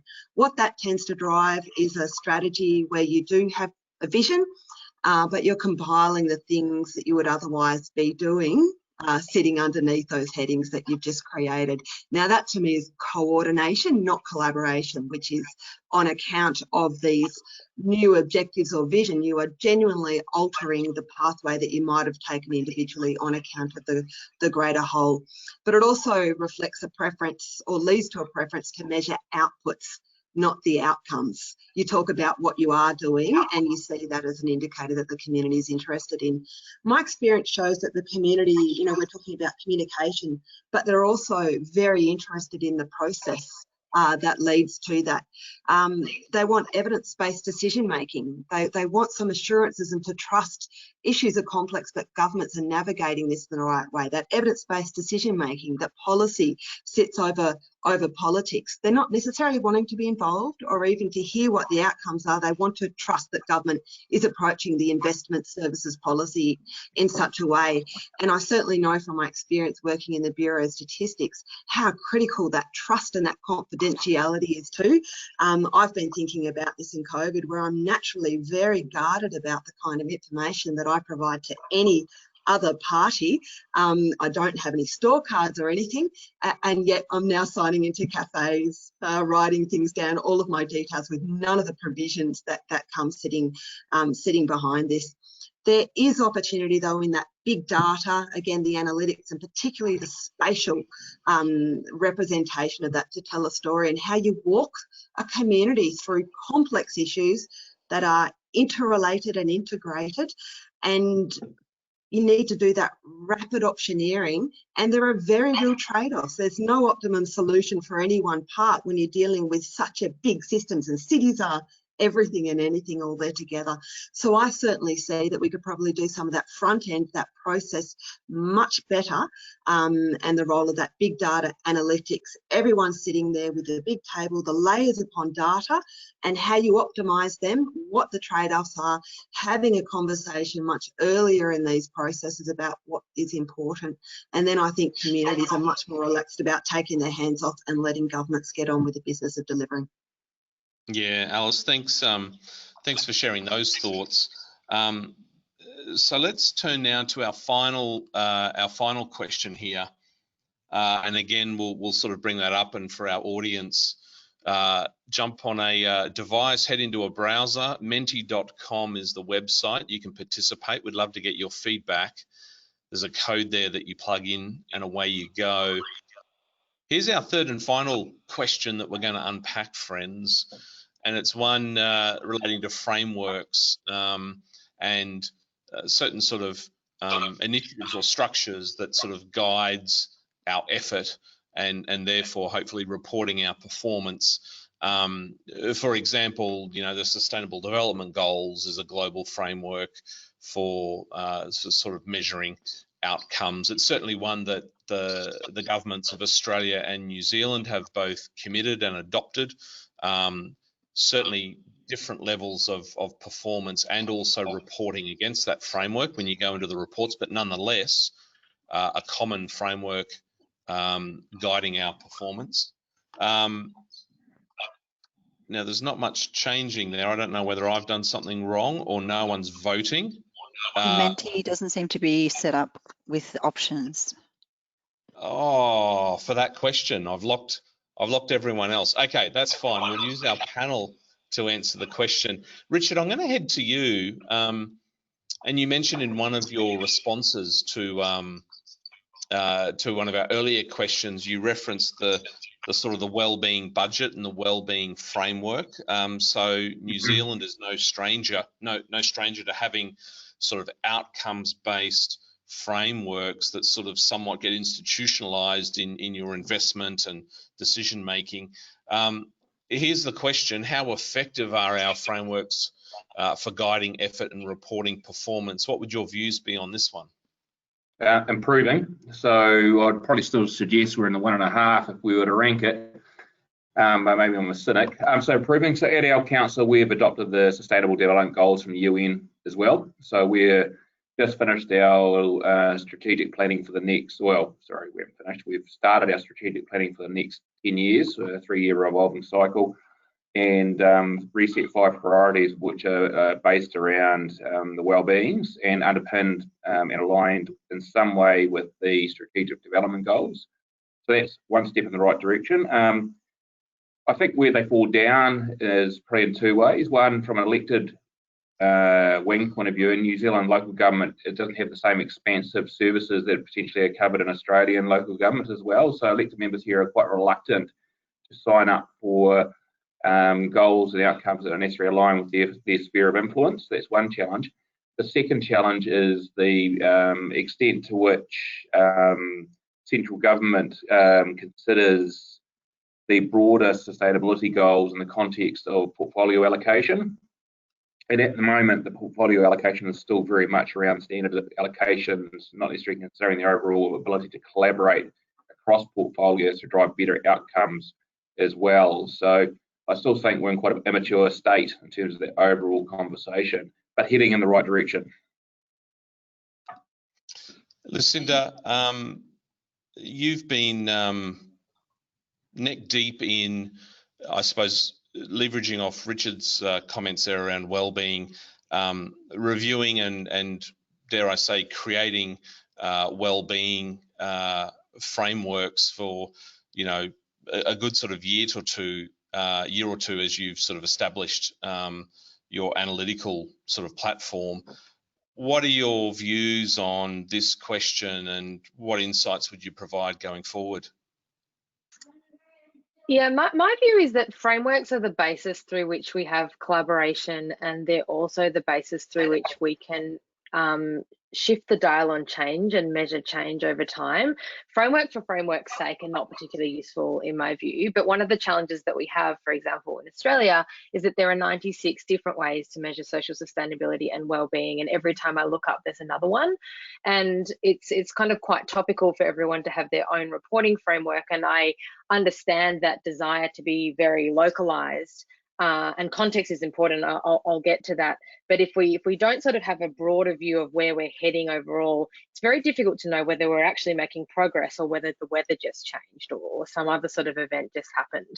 And so that's where I think frameworks come in. And I guess Neighbourlytics' view of that with our social prosperity standard isn't a new framework so much as taking a best of breed approach across some SDG measures, OECD measures and others, and looking at, you know, what do the frameworks largely agree on when it comes to place-based wellbeing, and setting a measurement framework that can then interchange with many others in that way. But we look at it in 2 tiers, and I just make this point because I think context is so important, that there are fundamental measures that I think we need to consider, and that is largely what the SDGs sort of help us with measures around health or cities and governance and other things like that. But then how that applies in a context basis, the strategies and the solutions of how we operationalize and measure those frameworks will be quite different. And so we also look at social life characteristics to understand why, you know, what are the actual contextual drivers that would mean that one local economy was doing better than another, or you know, one particular development even was had higher performance metrics than the others. So I think frameworks help us overall understand whether or not we're making progress. And so I feel one level of standardization is useful there, but understanding critically that context is what will lead us to having very differentiated strategies in different places. Yeah, okay. Chris Isles, you know, newly sort of into the role of Manager of Economic Development at, you know, in the largest local authority in the Southern Hemisphere. What are your views on this one? Not to put any pressure on you, of course. Yeah, particularly since I'm subbing in with very loaded question. Oh, look, I agree with everything that Richard and Lucinda have kind of said. You know, there's a lot of reporting out there and benchmarking which is possible. And look, I've probably been always a little bit dubious about some of it, because I often think a lot of these can be like the magic 8 ball. You know, you kind of shake it 10 times, get a different answer, depending on how you really want to do it and what the answer you're hunting for. So that's kind of why I certainly like a lot of the newer evolving frameworks, which are, you know, I think grounded a little bit more in stuff that's less subjective. And certainly that's of interest to me. So, but I'm probably also more interested in, you know, the reporting for the benefit of the city, for the city, and not as a benchmarking exercise. I think the minute you start to benchmark, it becomes competitive, and then you're doing it for the wrong reasons. And I think a lot of the work that's been done, you know, particularly whether it's the smart city rating stuff or the livability stuff, it's more for, you know, for glory or for kind of PR reasons rather than true reasons. And I think, you know, Adam and I were at an event just recently where someone, and this is by no means having a crack at any particular city on this call, but, you know, someone said, oh, you know, a particular city's been named the most livable again, but I wonder how the homeless person on the street feels about that, you know, whether they see any benefit or value in that. And I think that gets to the heart for me of who are we measuring it for what benefit, and for whose benefit. And so really kind of digging into those kind of things are of interest to me. And I've also always really liked like the Monocle magazine city rating stuff, things that are more average person, you know, can I get a meal after 10 o'clock, you know, what's the ambulance response times, things that are meaningful in terms of how you enjoy the city, not necessarily abstract. But obviously economics and the economic portfolio is one that I manage, and, you know, they're more classically governed by things like, you know, GDP or GSP ratings, and everyone's producing maps all around the country right now of how much one state's up, one state's down, and it's not overly helpful because it's completely devoid of context. You know, what's happening in different states is different and only relevant to what's happening in those areas. So we're certainly interested in more hyper-focused stuff. And, you know, one of the big pieces of work that we've been doing right at the start of COVID, now will almost be, I think, be a staple of decision making in council, has been some broad vulnerability work. You know, we've been mapping and analysing our city from a vulnerability perspective, and that's both economic but also social vulnerability. And whilst a lot of that's classic ABS kind of work, but putting it into the new types of data around the COVID impacted industries to understand that, and then layering in on top the spending data work that we're doing to see how the city is functionally different. And starting to layer all these things starts telling a really rich picture of what's happening in the city. And I definitely think that's going to be the future of how we start to measure performance of our city. Thanks, Chris. Rebecca, I'm keen to get your thoughts on an element of this question and topic. And it may be a little bit unfair because you've only been there a couple of months. I'd be keen, you know, you've heard from Chris and Richard, you know, both sort of demand side stakeholders. In the work that you do in advisory on the supply side, do you have clients referencing or essentially sort of specifying certain frameworks to ensure that whatever the project is that you're sort of helping shape, it is grounded in outcomes? What can you share with us in terms of the level of interest from clients on the use of frameworks to guide whatever type of project planning or design it is that they're after? Are you able to answer that one? Partially. You're right. No, it's probably a little bit early for me to be complete in answering that, but yeah, there are a number of projects I'm aware of that refer to the SDGs as in some form. I'm not sure whether it's the overarching framework that's being used or if it's just a sort of piece of monitoring or reporting that's being done on the side, or just referencing which goal a particular project relates to. More commonly, I'm aware of projects that are building their own measurement frameworks that are really specific to what the objective of a piece of work is, and doing many of the things that people have talked about. I think Lucinda mentioned context. I think that's very relevant, and making sure that there's one great example recently where the monitoring has been deliberately built up front before the project has really gotten going at the beginning of a pilot, so that the pilot itself can be adjusted during the course of the pilot rather than waiting to the end and looking at the results. I think similar to what Minister Dominello talked about this morning, to make sure that we are using that real-time feedback loop as effectively as possible and getting the best possible results. I'm not sure a research academic would be happy with the polluting of the purity of the data and the testing, but at least you end up with a far more advanced result from the work that's being done. I'm also a big fan of concepts that are used all the time in digital website design and so on, like A/B testing. I think the more tests that you can build into a piece of work and see will have different groups that are being exposed to different parts of programs, you can often find things that you wouldn't have done if you're just using a longer term and limited set of options. So yeah, partial answer, sorry. Yeah, no, thank you for that. And I knew it was a tough question, but was genuinely curious.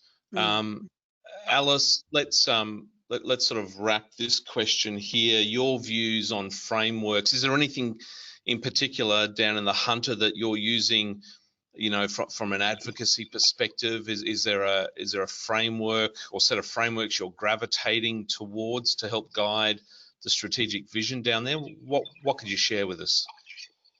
Yes, I think we're sort of at that stage of joining the dots between the different levels of government, particularly across the councils, to have the right geography to deal with these really complex matters, be it COVID, be it diversification, be it decarbonisation.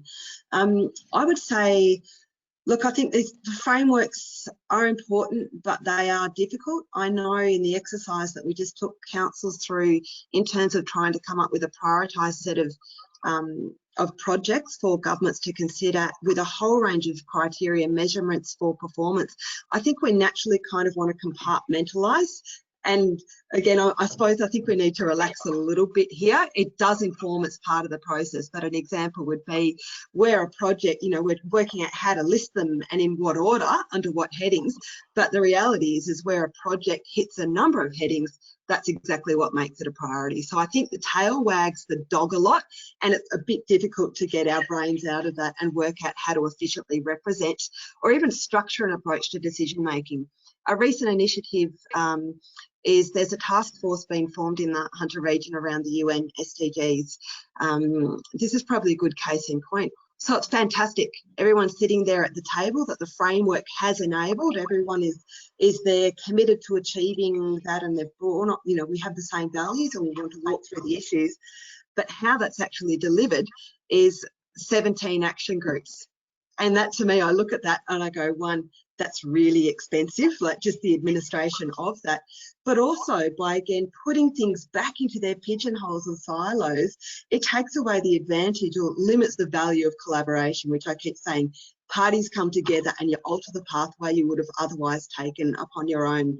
So fundamentally, returns to the question about what are smart cities. Smart cities are essentially, they help smart people make smart decisions. So I look at this landscape and I just see it comes down to the experience and the values of particular people navigating these really tricky issues and ideas. And I know I've done so much whole of government working within governments, trying to bang heads together across portfolios and then across levels of government.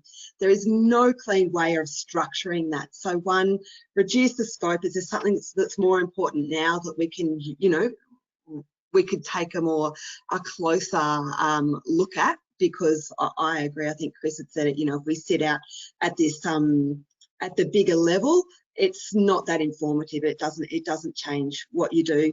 The data and the information can support the most optimum, most efficient solution, but again, unless you've got parties around the table who are willing to change and someone who's experienced and is able to apply judgment and values data and information and evidence, but ultimately you're pushing that through people. And until you get, the most optimum solution isn't always the most successful solution, because a successful solution is when parties basically change what they do. And unless we do that, all of this data, the analytics, it is expensive information sharing and coordination rather than collaboration and transformation. Yes, I hope that we can pull the positive parts of this discussion out and advance those. with the polling, you know, showing us just as a temperature test, a sort of a collective marketplace and industry that is struggling to get over sort of 3, and if we go back to those previous ones, we've got a 1.8 around communicating outcomes, a 2.2 around linking our action and measuring our performance.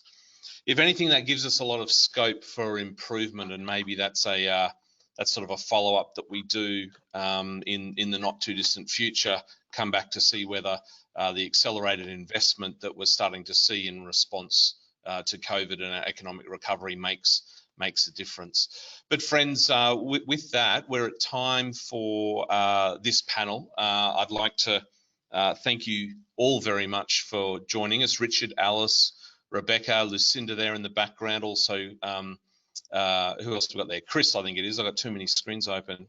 Chris, thank you.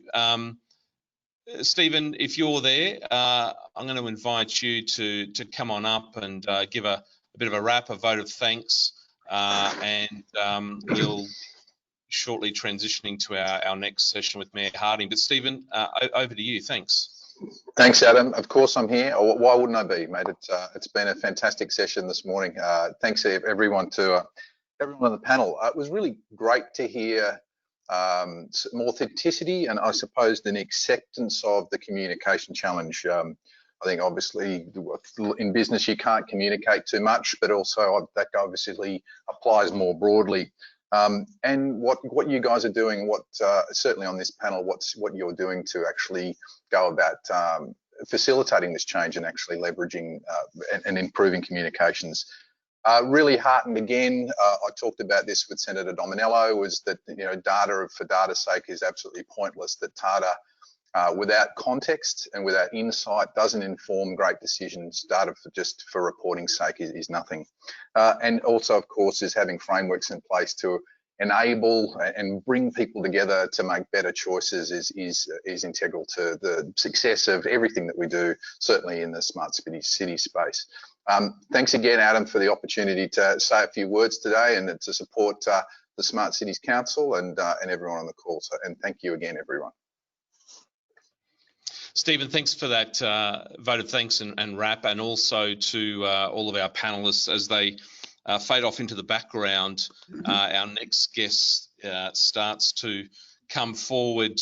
Mayor Harding, I think you are there. Yes, hello, good morning and welcome. Oh, you're on mute.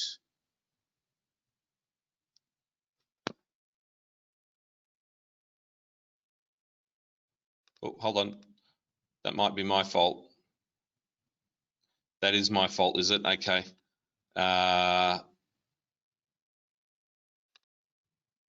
Okay, can you, Mayor Harding? Okay, I'm muted now. Thanks, Adam. Thank you so much, Mayor, for joining us. We noticed that you were sitting there patiently in the background. Welcome, and thanks for joining us. We've had a packed morning around all things measuring impact, reporting outcomes and performance, and of course, no better advocate for that than yourself as we sort of finish our plenary morning session. For those just quickly that don't know Mayor Harding, a recent addition to local government, elected as Mayor of the City of Ipswich. It feels like just last weekend, but it has been, of course, a few months now. I recommend our audience sort of go in and use LinkedIn to really give the full, I suppose, sort of background as to the level of experience and also capability that Mayor Harding brings to the role of Mayor. Many years leading open data in the Queensland state government. Spent a lot of your career, Mayor, in technology. and for fun, a lot in defence as well. So not your average set of skills bringing to the office of Mayor, but please share with us today your vision around this idea, the work that the City of Ipswich is doing. I'll let you take over from here. We're very interested. Thanks so much for joining us. Okay, I'm just going to double check that the screen is being shared. It's beautiful. It's up and running. Thank you. You can see the first slide. We can see your cover slide. Yes. The cover slide. Wonderful. Look, thank you, Adam. Thank you for that introduction, that very warm introduction. I am Theresa Harding, the 51st Mayor of Ipswich, and I'm also the first female Mayor of this great city. And it's a real pleasure to join you here virtually. Smart Cities Week really does present a wonderful opportunity to learn about cutting edge initiatives right across Australia and New Zealand. And I feel very privileged and quite delighted to be part of this dialogue today, so thank you. Today, I'll share with you my city's journey of transformation that's been underway, particularly in governance, in transparency and in trust, which is all underpinned by open data. And for those of you who don't know, Ipswich City Council is actually leading the way in financial transparency in local government in Australia. Today I'll be sharing what this newly elected council has achieved in just 5 short months, and I hope this will leave you feeling inspired and to join us on this journey as well. I would like to start by providing some context about Ipswich and hopefully bust some myths, and then talk about the why before I move on to the how and what's next. Now just check Adam to, wonderful, thank you. For those of you who are unfamiliar with our great city, Ipswich is actually the oldest provincial city in Queensland, and we are also the fastest growing area of Queensland. We are well positioned in the southeast corner, just west of Brisbane, and at the heart of as you can see, a strategic transport corridor between the primary production areas to the west and the international sea and airports to our east.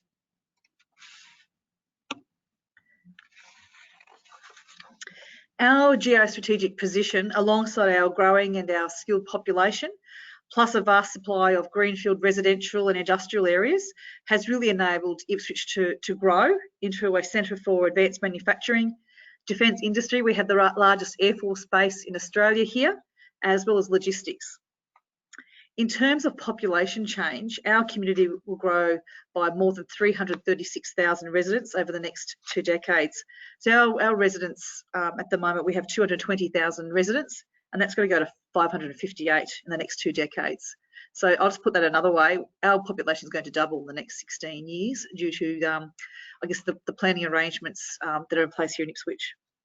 Our current and projected population growth is well above state and national averages.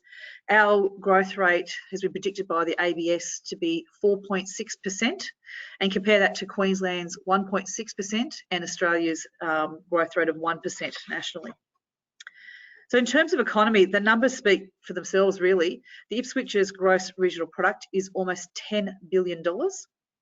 Now, $2.2 billion of that was generated by manufacturing exports, which is supported by a skilled workforce.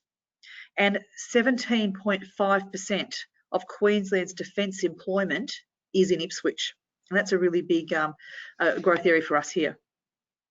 Our residential growth corridor is from Springfield to Ripley, and our industrial areas such as the Red Bank Motorway Estate and out at Willowbank as well continue to contribute to a strong construction sector. Here in Ipswich, probably because we're the oldest provincial city in Queensland, we have very strong community groups. We have I think a world famous sporting culture here, and a really, really strong creative community here in Ipswich as well. And I guess due to our location, affordability and the parks, the conservation areas we have, Ipswich does continue to be a destination that families choose to live in. Our city is undergoing a period of significant growth and transformation, and this brings both an array of opportunities and challenges. In many ways, I think we're a lucky city and lucky council. We have the growth, the inward migration and assets that I think most local governments could only wish for. That's not to say that this is going to be easy, but we are in a real position of strength now. In my view, in order for a city to capitalise on these great opportunities and overcome the challenges, it needs a sophisticated and smart and a trusted local government. Citizens expect in a 21st century for their local governments to demonstrate legitimacy and credibility, as well as responsiveness and efficiency. And in my view, this can only be achieved with good governance, transparency, and accountability. An open government is a good first step towards achieving this.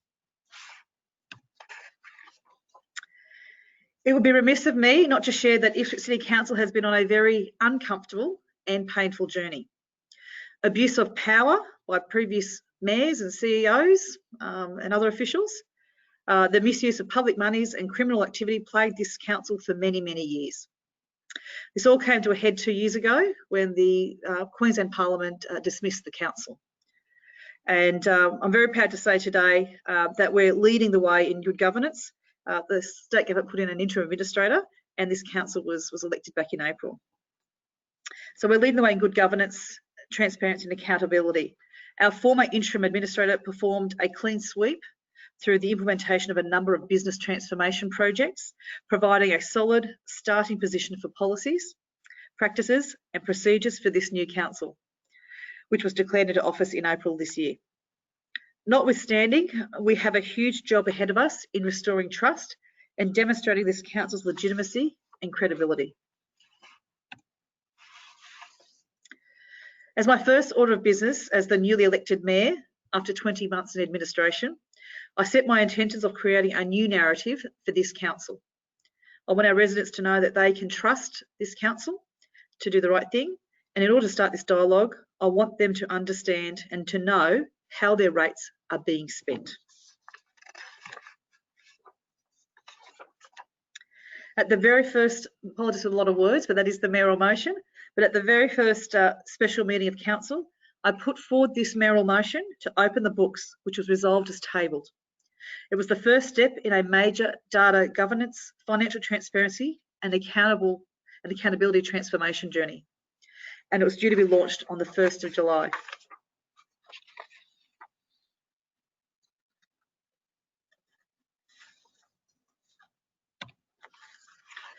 On the 1st of July 2020, our council went live and launched the Transparency and Integrity Hub, a very first in Australia for local government. Through an open procurement process, Ipswich City Council engaged Redmond Solutions, who are the Asia Pacific vendor for the OpenGov platform, to support our journey to becoming the first local government to publish financial data proactively and in one place. We have published 5 years of retrospective data, including detailed financial records for council and its previous controlled entities down to the General Ledger Code, Council's 2020-2021 budget actuals, councillor expenses, and procurement data on all contracts at $10,000 and above in line with state and federal open data procurement policies. The easy-to-use OpenGov platform has enabled our Transparency and Integrity Hub to publish line-by-line financial information, but also includes a range of tools to view and download the data to enable visualisation, as well as civic innovation. A key feature of the hub is the ability to contextualise the data with information enabled through the creation of stories. Through the hub, we're able to start to bring financial data to life and have more robust conversations about the financial position of this council with residents and with stakeholders. Transparency also drives accountability. This will be a key focus for us moving forward.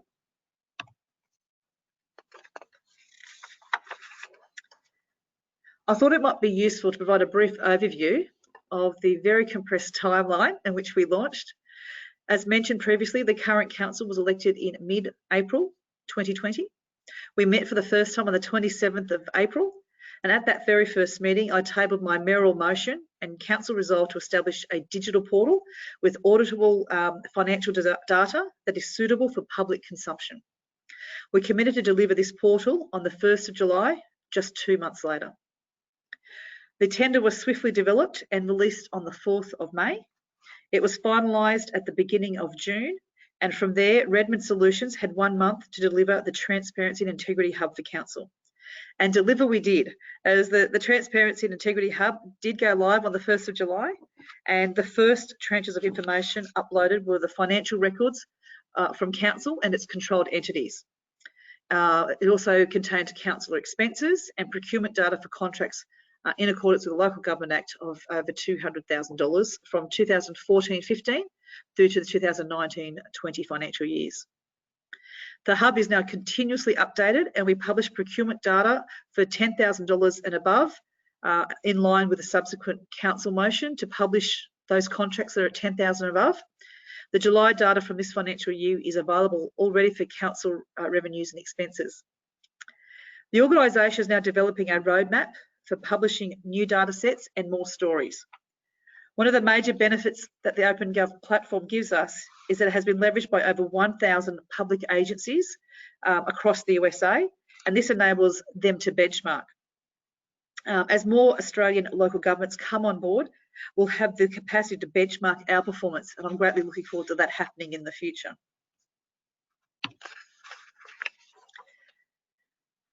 The impact of the hub's launch really was almost immediate. Local, state and national news outlets picked up the story in the days around the launch, highlighting the transformation of the new Ipswich City Council's approach to governance. Our local paper here, the Queensland Times, read the headline, revealed where council's millions have been spent. The Brisbane Times wrote their headline, Ipswich Council puts your money where your mouth is. And the Australian also ran with the title that a new broom sweeping council clean within the Australian, which is great press. It's certainly very different to the press that we have been attracting here for the last couple of years. What this actually did, though, was to help us communicate with our community that we would deliver a new standard of government. There are early signs that ratepayers' take on the hub has been extremely positive as well. We established a feedback portal for the hub that is linked from the front page and asks 3 questions. Is the hub a good idea? What data are you most interested to see? And what would you like to see in the Transparency and Integrity Hub? The data from the feedback portal is visible to the public through aggregated and anonymised responses. The responses to date have been informative and encouraging. However, there is so much more potential we can leverage through the town hall feature of the hub to engage the community on our financial performance.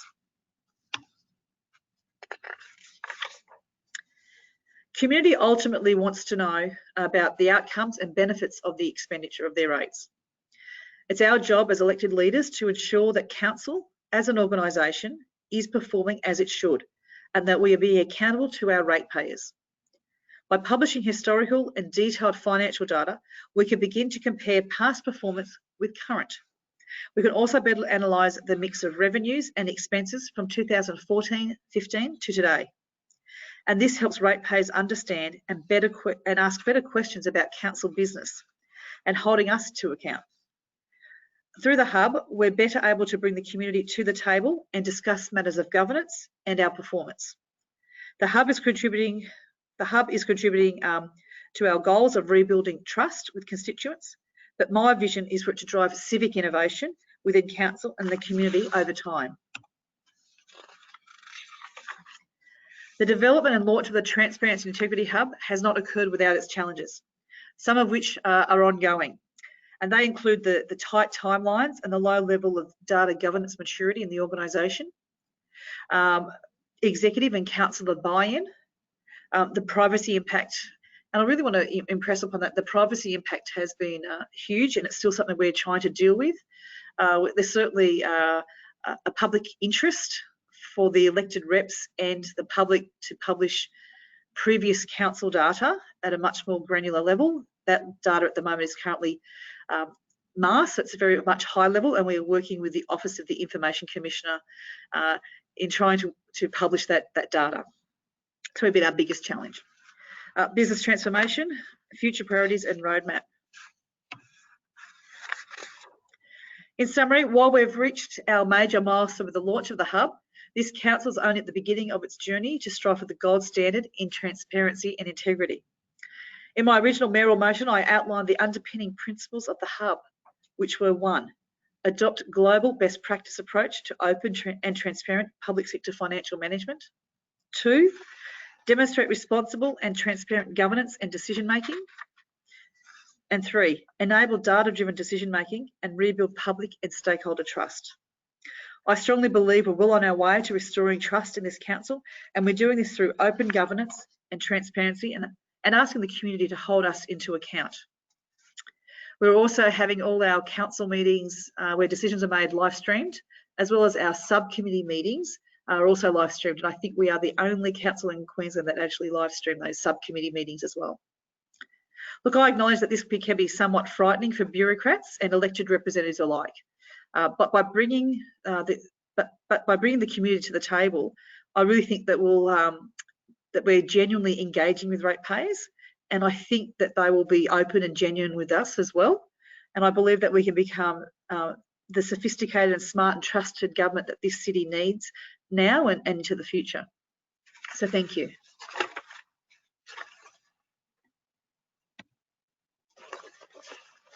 Mayor, thank you so much for sharing that presentation and the journey, but also the vision. I'd like to ask a few questions and encourage our audience to post any questions as well into the Q&A box. One of the questions was a link to the hub. We've put the link in there. Let's start there. I've got the hub up in front of me right here. You know, you certainly acknowledge, Mayor, there's been some baggage previously with the administration.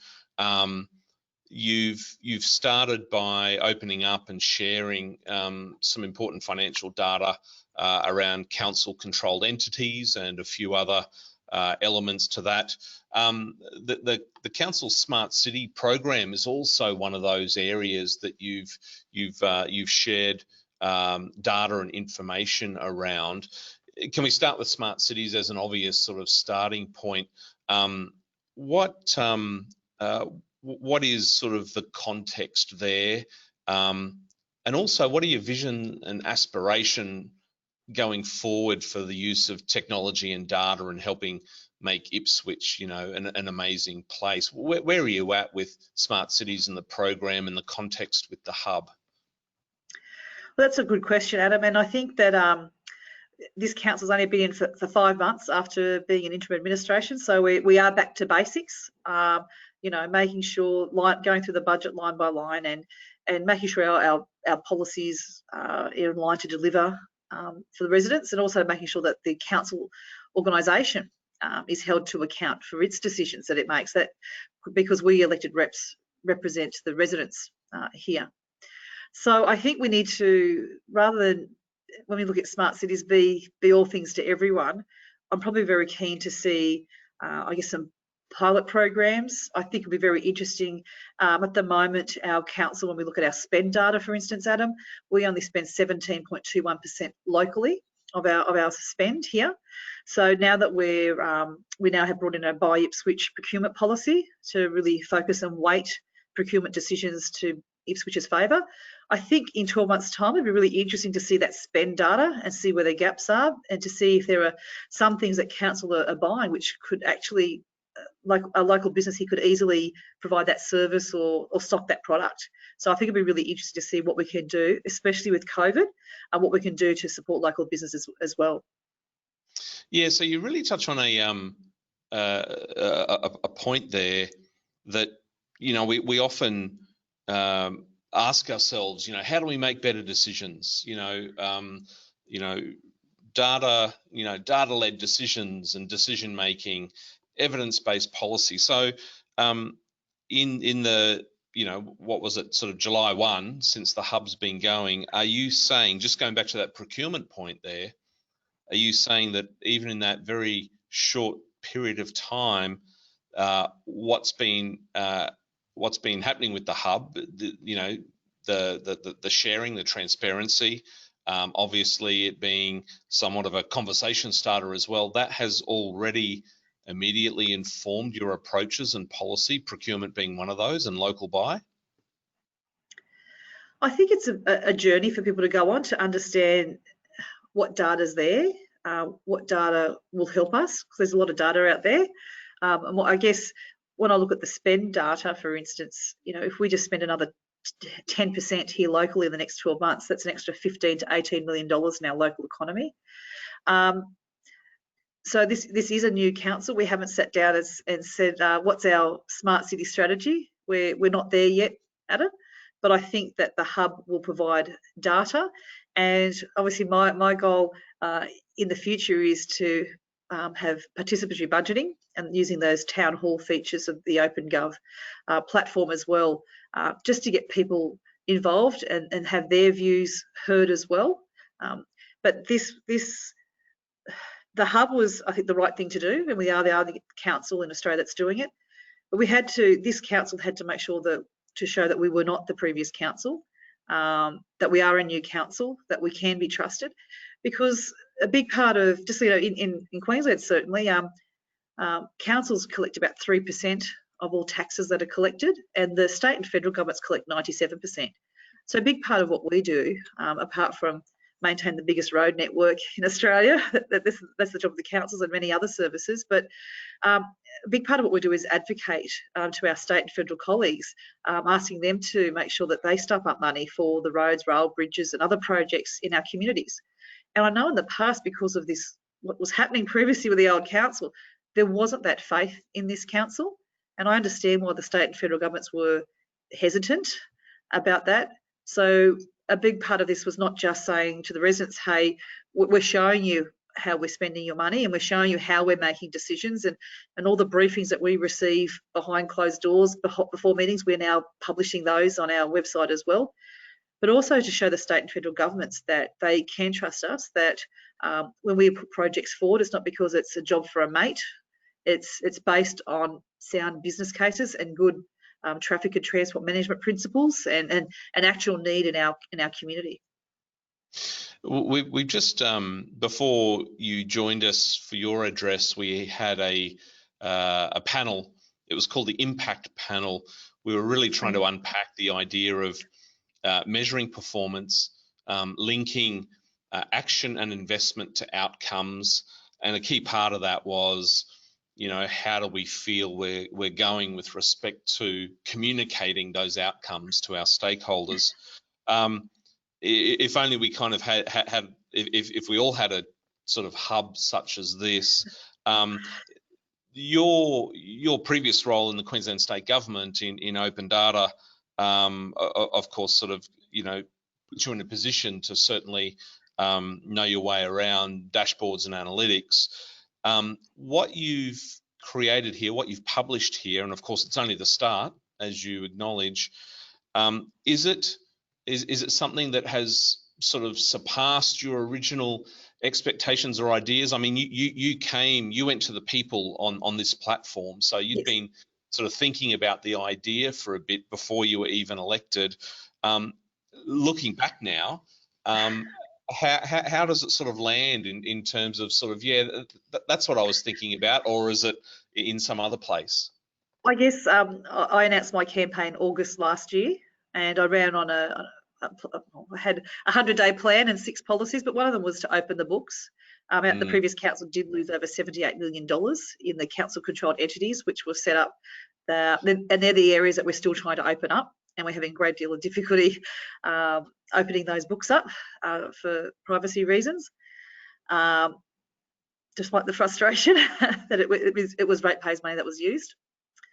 I guess, how do you explain that to the public and in an election platform? If I came out and said, I'm going to bring in a transparency integrity hub and it's going to do blah, blah, blah, I don't think it would have gone down well, because I think it would have been too much in the weeds. It would have got tangled up. So I very much ran a platform that I'd opened the books and left it at that. And I guess when the new council formed, and please remember we've got 2 previous dismissed councils on our council as well, when we sat down to work out what we're going to do, and this is the approach we're going to take, with the hub, you know, that was support all round. There was a consensus that this is this is what we need to do. But yes, you're right, Adam. Before coming here, I headed up open data for the Queensland Government for 5 years. So I have been, I guess, an advocate for open government, open data.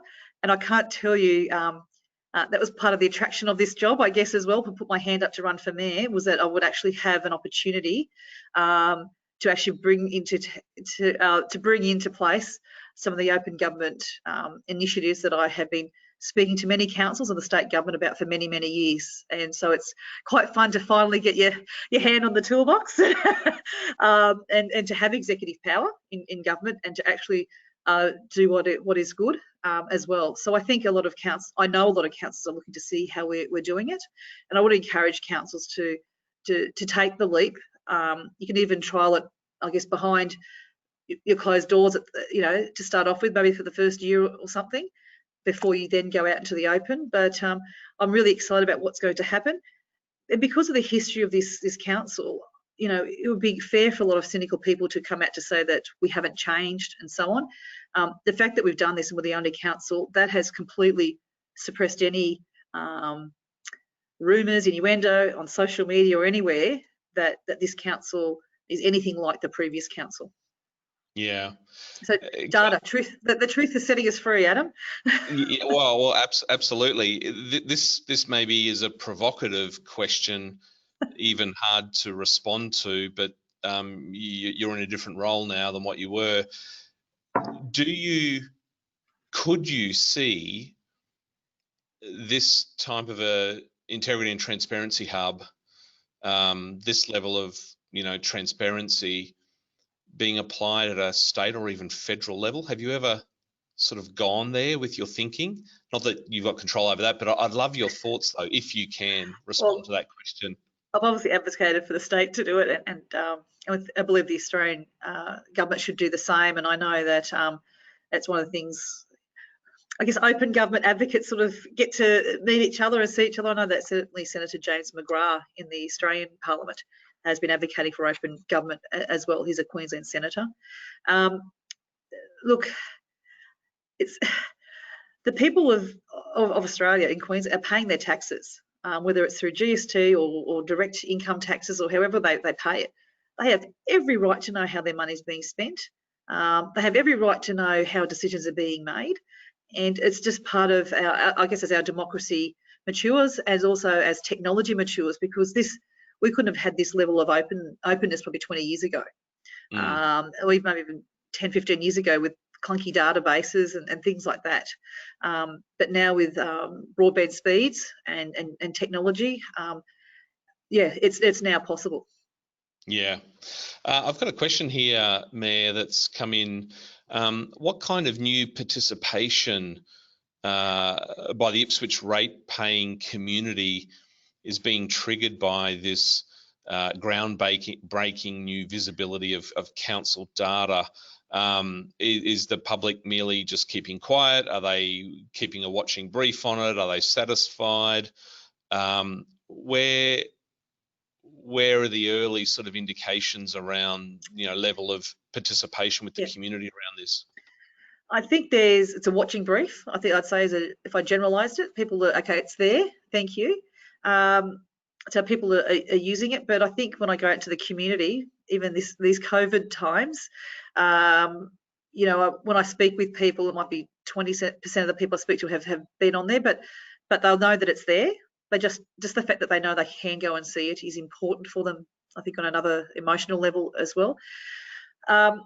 So we haven't started any participatory budgeting, but next month we do start our first lot of budget discussions within council, and it's something I desperately would like to do, but I guess it is a big change for the organisation as well to do as well. I see with OpenGov over in the US and the UK, some of the councils and levels of government there do participatory budgeting and asking people, I guess, in putting a $1 note up, to say, how would you like this spent? These are things that I think we'd like to do. I think people then understand we don't have an unlimited bucket of money and we do need to prioritise. And I think it'd be great to hear people's perspective on how we should prioritise their money. Yeah, and it's important to note for our guests, for those that are potentially new to what you've done here, Mayor Harding. It is also interesting to note that in the United States, this approach and this platform is being used by over 2,500 municipalities. So a combination of how much of a leadership role it is you're taking here, but also how far behind we are compared to some other nations around level of transparency in this regard. You mentioned, here's a question a little bit more in the weeds around privacy, and you did mention in the opening up of some new databases and data that privacy is an issue. It's a real hard one, isn't it? Because you know, technically speaking, privacy can be such an enabler for us, you know, in sort of smart cities. And you're no stranger to privacy. With the work that you're doing around the hub, what do you think are going to be your biggest challenges, but also biggest opportunities in addressing privacy? The privacy issues we are having are with the past financial data. For instance, the names of the directors, how they spent money, who they spent money with, how the money was spent. There are cases in the media about previous councillors and directors using ratepayers' money to hire private jets to travel to Europe and the US. I would love to publish the detail of that, but I'm being withheld.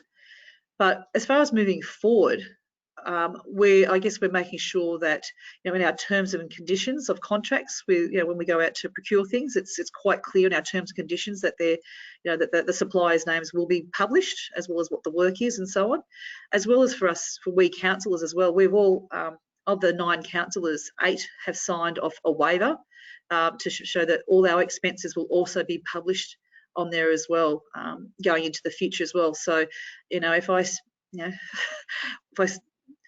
when COVID finishes, if I travel somewhere and stay at a hotel or get a meal, that will be there for everyone to see how I've spent ratepayers' money, as it should be.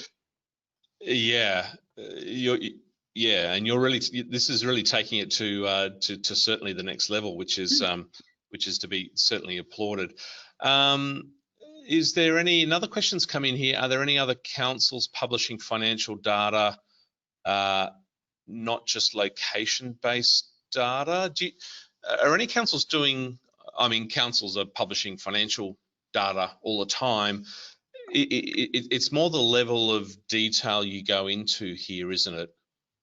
It's a level of detail, and we have a $600 million budget, so it's very easy for things to be hidden away. One of the things that OpenGov gives us is that we can create stories. So we have a story on council expenses. We know that the public are very interested in that. Our CBD redevelopment program, where the previous council lost $78 million, this council's now proceeding with that. It's a fantastic project, but it's going to cost $250 million, and the people want to know how that money is being spent. So it's I guess that ability to pull out those stories. If someone said we want to know more about managing animal management, we know we can pull that together, so it's quite easy for people to interrogate and to download that data. So that's where I think I'm really after that feedback from the community as to what stories would you like to see there, so we can actually pull that out and make it even easier for people to see. Another question's just come in, Mayor. How easy was the platform able to be sort of adapted here for Australia? We know that it's a platform that's been used in the US for quite some time. Was it major sort of upgrades, or was it sort of quite easy to adapt for your municipality? I guess noting the way that our councils work in Queensland, that I don't direct council staff or get involved with that, so I can only see from the outside. The only issue I see with the US based is that the dates at the moment, so it's still that the month, day, year. Yeah. Which we've given that feedback to have addressed, but we have highlighted that, and you can see it was, you know, it's sort of when you first notice it, you sort of stop and then realise, and we have got that written up there. But no, there wasn't. It was probably more within the organisation. It's really important to engage your finance area early on, so they can do it. And I guess if you implemented it now and you're just doing data into the future, it'd be so much easier. I mean, I think 90% of our work was on the past. Doing stuff in the future is the, can I say, the easy stuff going forward. Yeah, and I'll take my head off to Redmond's. They were excellent. Yeah, okay. And on that issue of going forward now, you know, the system's up and running. I assume that you know, there's a lot of the heavy lifting already done. Can we talk about accountability for a moment? You know, I'm very interested in how humans work and sort of what drives them. And I'll be brutally honest, there's been a number of times where I've sort of looked at the hub since it launched on July 1, and I sort of asked myself, you know, how would I be feeling right now if I was an elected official, you know, that was sort of either part of the previous administration or indeed the current one? How is that going to just drive different behaviours and decision makings, you know, individually in the capacity? So this accountability, you know, better accountability, and we just, that word just rolls off the tongue, you know, and I think 9 times out of 10 we kind of really don't really know how we can improve or enhance. What's your response to sort of, you know, the question around, do you genuinely think this will help drive accountability? I think it will, and I have seen it already, and in regards to people's decision making and how that's happening. The hub is one of the many things that this council is doing, and the hub just is, I guess, blows all the books open. I think I had the CIO say it's like walking down the street naked. She said, you know, you're showing everything, you know, you're showing it all. But we've also complemented with, like I said, live streaming our council meetings, our subcommittee meetings.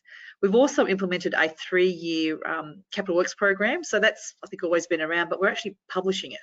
So for us in council, whilst we'll have a 10-year plan, that's never been published. So we've published a 3-year capital works program for our roads, footpaths, parks, you know, all that sort of stuff. And so obviously the first 12 months, we'll probably deliver 95 to 100% of that. But obviously years 2 and 3 can change depending on priorities. And with COVID, I mean, if things get worse, then obviously the rates that we have come in will decline. So our work will decline as well. So, you know, we have to, but that's a leap of faith. That's us saying, this is how we think we'll be spending your money over the next 3 years. Years 2 and 3 may change. And I think that's a conversation we're having with our residents to let them know what we're looking at. Yeah, okay. So that's an accountability piece, I guess. If the public come to us going, you said you'd fix those this road or this park and you haven't done it. Yeah. And so many thoughts go through my mind you said you'd fix up that. Sorry? It's incredible to think now that you've got this platform and engine up and running, just the unlimited opportunities in terms of continuing to ratchet up the accountability, the transparency, and I think ultimately, and I love that sort of concept and words you used around civic innovation. You know, if anything, this is such a powerful platform for engaging the community, startups, businesses. I mean, it's kind of open data, but in a totally different way, isn't it? Yeah, it'll be interesting the journey we go on and how we can improve things. I mean, it'll be things like 3 years ago, there was a traffic light that was supposed to be upgraded. It was costed at, I think, $900,000, and it comes to me now, it's costing $2.4 million. You know, wow. It just allows you to get into, every now and then you have to get into the weeds, because this is ratepayers' money. But because we've got these tools here, and people can see that if this council says we're going to do something, it's going to cost a certain amount of money. If that changes, you'll see who the suppliers are. Under the Local Government Act in Queensland, you only need to publish contracts which cost over $200,000. Now, we've changed that. I don't know how many councils in Queensland have changed it. We're now at $10,000, so in line with state and federal government. And that was really important to make sure that people could see how the money is spent, along with our register of interests and all that sort of stuff, to make sure that, you know, jobs aren't being given to the boys. No, all the girls, that decisions are being made on value for money and what's the best for residents. Well, Mayor Harding, you've done a fantastic job in bookending our plenary morning today around this idea of measuring up and making a difference. So many parts of your presentation and your shared thoughts and responses to our questions certainly give us more broadly around Australia something to really think strongly about. And hopefully the work that you've done, that heavy lifting that you've done here, the leadership you've demonstrated in terms of instituting the hub is certainly a catalyst for others at any level of government to do the same. We're a very big advocate of the Smart Cities Council that unless there is transparency and we're helping build that trust between decision makers, those that use public funds, to invest to make better outcomes. Unless that is a transparent process, one must question whether we are truly sort of smart or a smart city. So thank you so much for your leadership. Thanks for joining us today, taking some time out in your busy schedule. We look forward to hopefully talking to you again soon. Thank you very much, Adam. And if anyone wants any more information, our CIO is fielding lots of calls and questions since we've implemented this, but you can contact us at council@ipswich.qld.gov.au. Fantastic. Thanks so much, Mayor Harding, for joining us. Thanks, Adam. Thank you for the invitation. And for our guests, that's it for plenary morning here for Smart Cities Week ANZ 2020. I'd like to thank you all for joining in. I'd like to thank our event sponsor today, Aviva, for joining us. And thank you, Stephen, for being part of our program. I'd also like to thank all of our speakers and guests, Minister Dominello, who was with us this morning, our impact panel that came up to answer some really good, tricky, but I think relevant questions around creating impact and measuring outcomes. And of course, just then, our mayoral address from Mayor Theresa Harding from the City of Ipswich here in Southeast Queensland. We've got more on offer at Smart Cities Week ANZ 2020. We've still got a few more programs left before it's finished. You can head to the website scwaustralia.com to look at the program and register. We'll hopefully see you online again soon in the not too distant future. Everyone stay safe, and we hope to see you again soon on a virtual engagement. Thanks so much for joining us today.